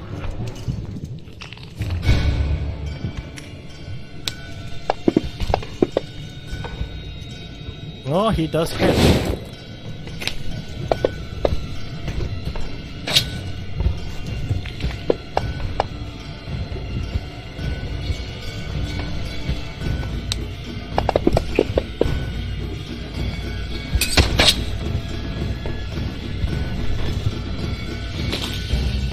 Unfortunately, let me see. I mean, he had to crawl out all over there. Actually, I don't think he should have his. Hold on. Second one. There we go.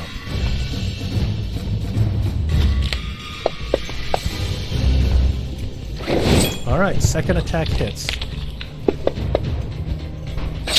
Another 7 points of damage. Now you see that this creature now is badly injured. It's falling apart. Parts of its shell are broken. Gray, you're up. Okay, well, I must have lost Hunter's Mark on that last time he hit me, so I'm going to cast it again.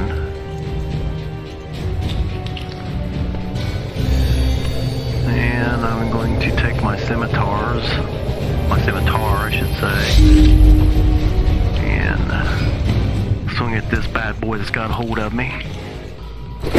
You swing at disadvantage, so attack again. Because you're grappled. Okay. Whoops. So swing again, I'll take the lower of the two. I just push the disadvantage. Oh no, don't do it, because you already rolled once and that was a hit. So do it again and I'll take the lower of the two. Just do a normal attack again. Alright. I don't want to waste that hit you got. No, with the disadvantage you miss. Okay, well, second attack with disadvantage this time. Nope, nat 1 on a disadvantage, dropping a 19.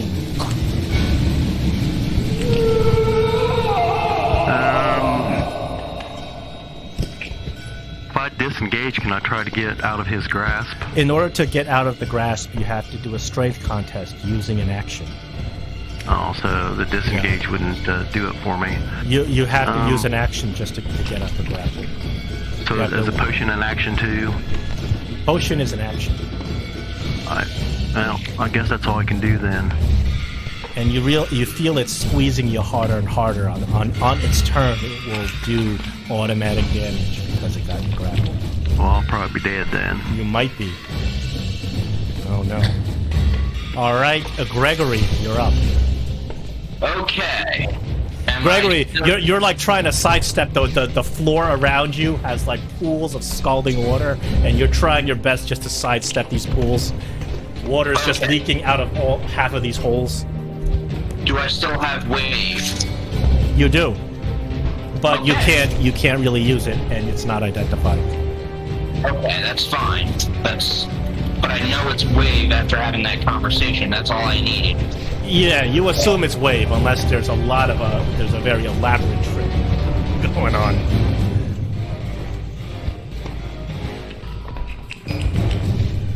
You are not proficient with wave, therefore you can't really attack with it. I don't plan to. Okay. Let's see how many second level slots I have left. Perfect. I'm going to use my bonus action. Actually, do I want to do that? Well, time is of the essence, and gotta It's figure out hard. I don't want to die. how to get the wheel out there. Gray is about to be snapped in half. And Gray is about to be snapped in half. And so here's what I'm gonna do. I'm gonna use my bonus action to Misty Step again to the back to the other side of the crab. If I can do that. Sure. Other side of the crab? Okay. Yeah, there's space for your, like... Oh, hold on. There we go. Right there. Right there. Yep. And up there. Come on. Okay, look. There we go. Let's.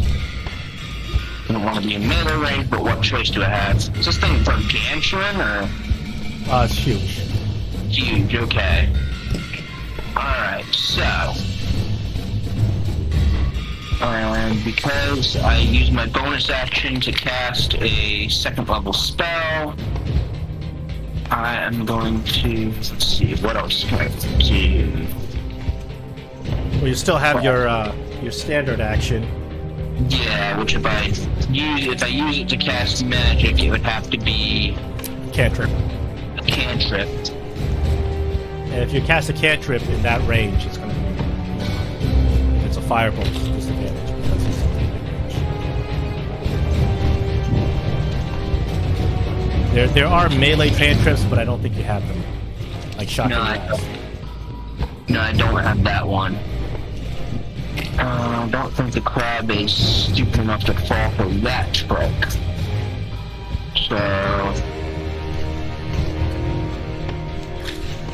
You got a scroll or something? a scroll, let's see, what kind of scroll do I have?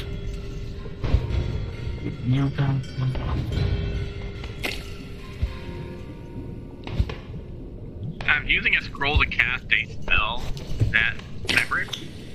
It still has to follow the same rules where it has to be a cantrip. Because you use the level 3 spell as a bonus action. You can whack it with your quarterstaff. If you want to try that. You can use your action to dodge, disengage, etc. Yeah, I'll use my action to disengage. Okay, so you disengage it, you kind of bob and weave. Now you can freely move if you want to. Completely move it. Without an opportunity attack. Is disengage on the list? Yes. I'm gonna click that. I don't know if there's a way to... However, I used up all my move action and I used my main action to disengage and my bonus action to Misty Step, so that's all I can do this turn. You already used your move action? Yeah, I moved 30 feet before casting Misty Step. And then... Oh. And that was my move action, use my bonus action to Misty Step and my main action to disengage. You can't, there wasn't no sense in using disengage if you can't move. Actually, you're right. I take that back. Instead of disengage, I'll take the dodge action. Okay. Sounds like a good plan, in case he is trying to attack you. Yes. That's the end of your turn. It's the pet's turn. Unfortunately, he's got Ray grappled. Therefore, the damage is going to be automatic, but you get a Constitution saving throw to have it. See if you can get lucky. You want me to throw it, or you gonna throw it? I'll throw it for you. Okay. He squeezes down with a huge amount of pressure to try to slice you in half. 10 is exactly what you needed to take only half the damage.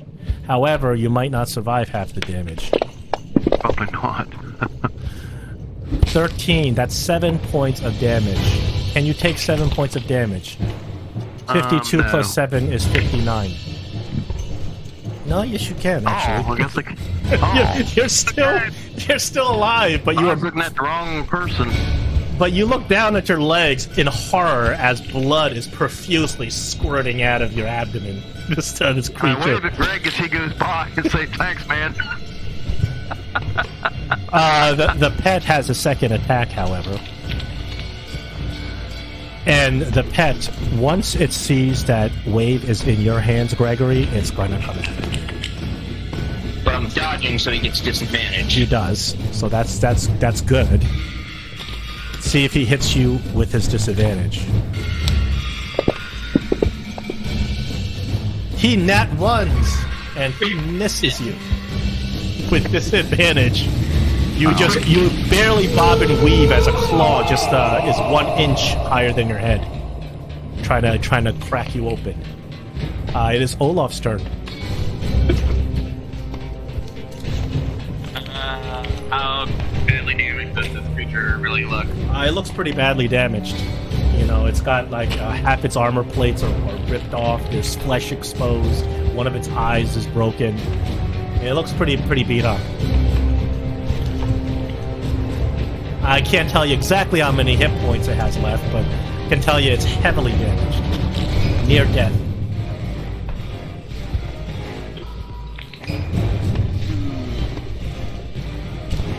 But that's also relative to how many total hit points it has. Alright. We'll do it again. We'll green flame blade attack. Okay, see if you can destroy this thing with your green flame blade. Get him, Olaf. You do hit him with a 20.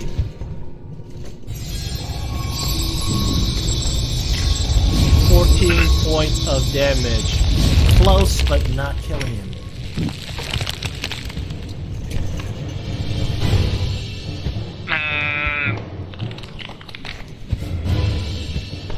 Yeah, I think that's gonna be it. Open that. Khalil screams out, "I will kill this beast. Just give the word." He says, "You saved my life, and it's time I repaid you." Kill the beast. All right. And Khalil does a fancy acrobatic thing where he flips over and jumps on the top of this thing's head. I'm not even rolling for it; he just does it. And Khalil takes out his scimitar, coated with poison. He hits, and Khalil, this beast with 4 hit points left, Khalil jabs his scimitar right into the creature's brain. The creature dies, but I got good news and bad news. The good news I've already given you. Are you ready for some bad news? Okay. He explodes. Oh gosh. Khalil being right on What top kind of of damage is it? fire damage. Well then, as a reaction, I want to do absorb elements. Okay, you may do that, of course, but I don't know if you can absorb this to keep yourself alive. Well, I'm gonna try. Let's see, absorb elements. Absorb challenge, resist. There we go. All right. Because of what Khalil did, he auto fails this save. He did ask, "Are we ready? I am going to kill this beast for you." So let's see if he will be able to survive this.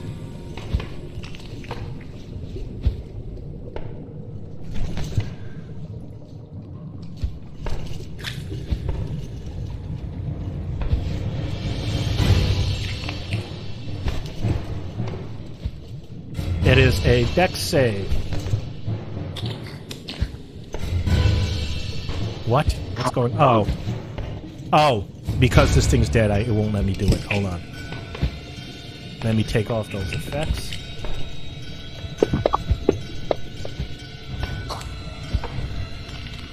Khalil actually auto fails this, so 25. He's not going to.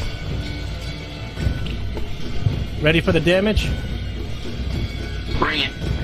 That's a lot of dice.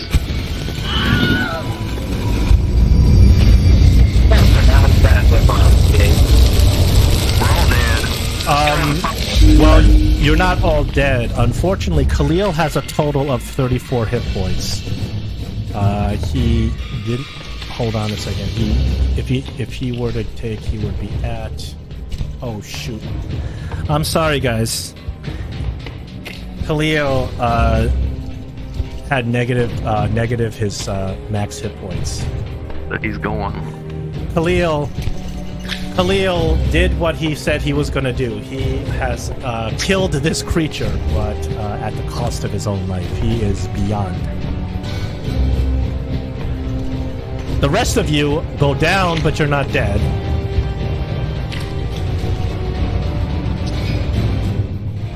Except for Olaf. Olaf is still upping. Olaf, you're still alive. Jeez. I have the first damage to take. Like, no. Okay, we're out of combat, and you're lucky that Olaf's alive because he's the only guy who has any healing spells. So I'm just gonna start passing out heals to yep. Start. Get people up. Wake them up a little bit.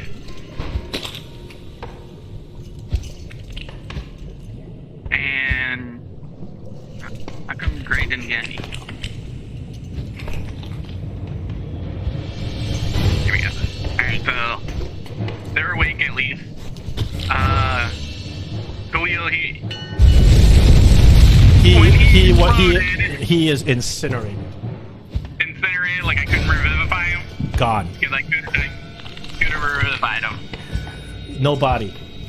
Nobody. Oh, so it would take a true resurrection or a wish to bring him back. Yeah. Oh, I got a resurrection, raise the dead scroll, but I guess that wouldn't work either. No, this is partially a little bit of this is a little bit of EM fudging from story beats because I'm getting you out of something that you couldn't really survive, and I'm taking in exchange your NPC help. That's more what it is. But he is completely incinerated. Let's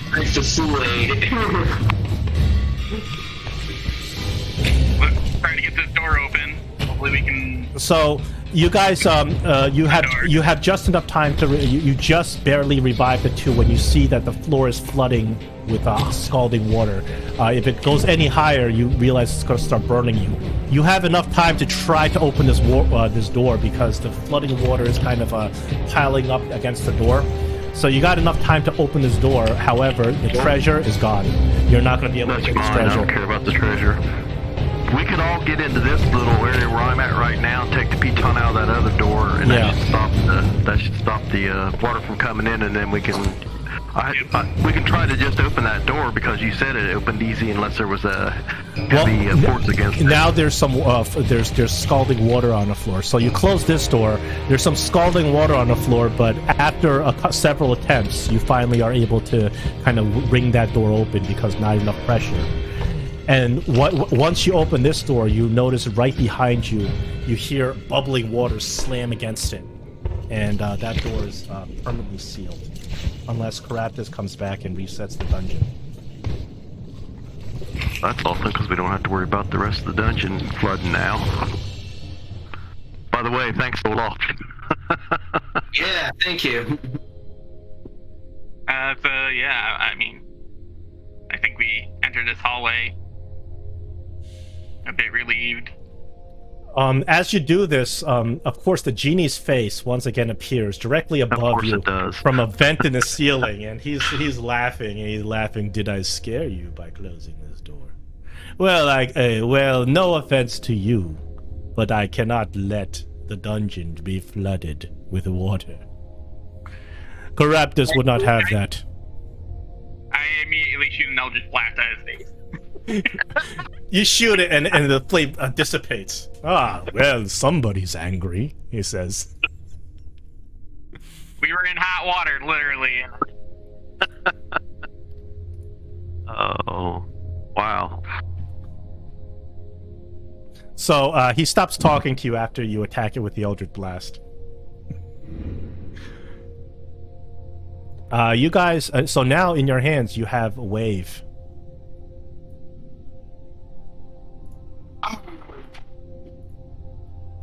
Olaf's seen that. Unfortunately, you don't have any of the other treasure that was there, but you have the most We important. have our treasure. life, which is the biggest treasure. You have the most important treasure, which is wave.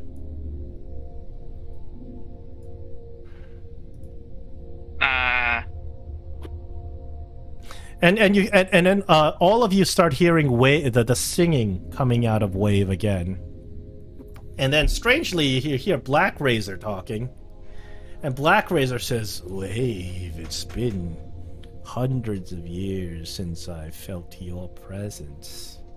It is good to see you again amongst these circumstances." And strangely, Wave replies. And Wave says, "Ah, Black Razor. Out of the corners of the abyss again.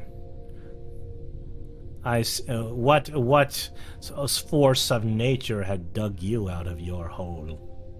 And you hear them kind of going back and forth at each other.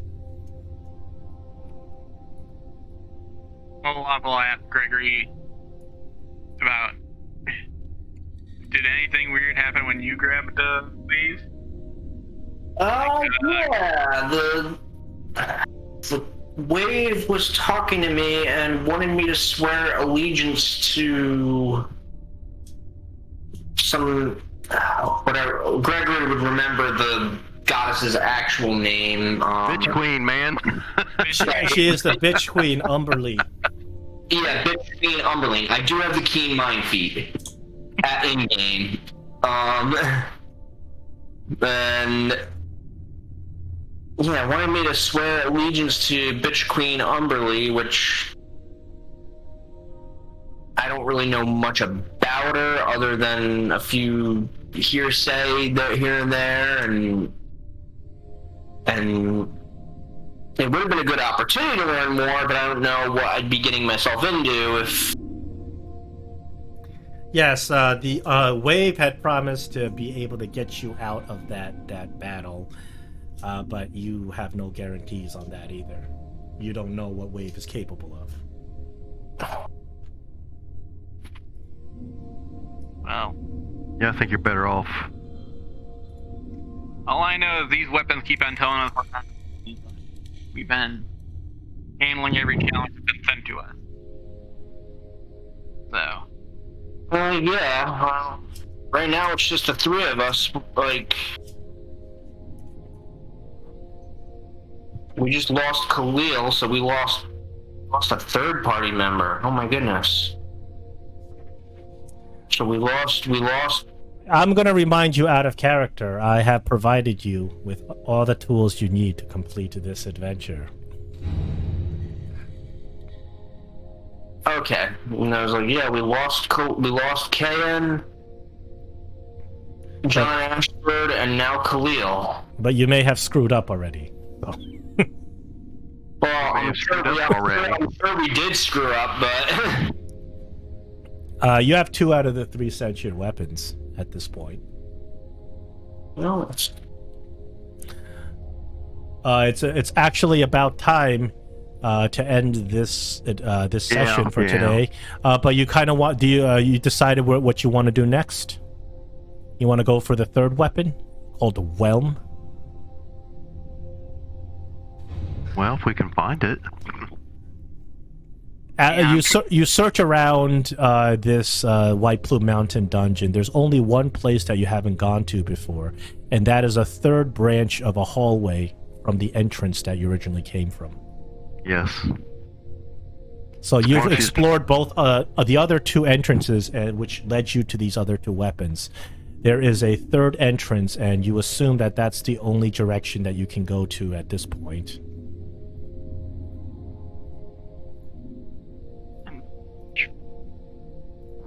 Should we just go back to the crossroads and then just start out there next week? That's where I'm taking you. So this is down this direction is the only place that you have not explored in this dungeon. Right. But I'm trying to remember back to our initial request. I mean, our initial quest. Was it that we were to grab all 3 weapons, or I'm trying to remember one. I don't know. I'm not. Did you get one? I don't know. What do you remember? What notes have you taken? What do you remember of what the quest was? Because I can't. The DM's note taking service has broken, so the DM cannot offer you any notes about what your quest was, unless you have it yourself.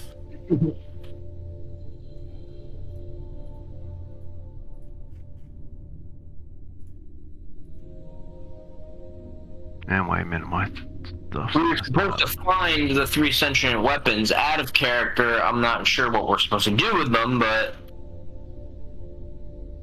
Let's see if anybody took any... I probably wrote it down, but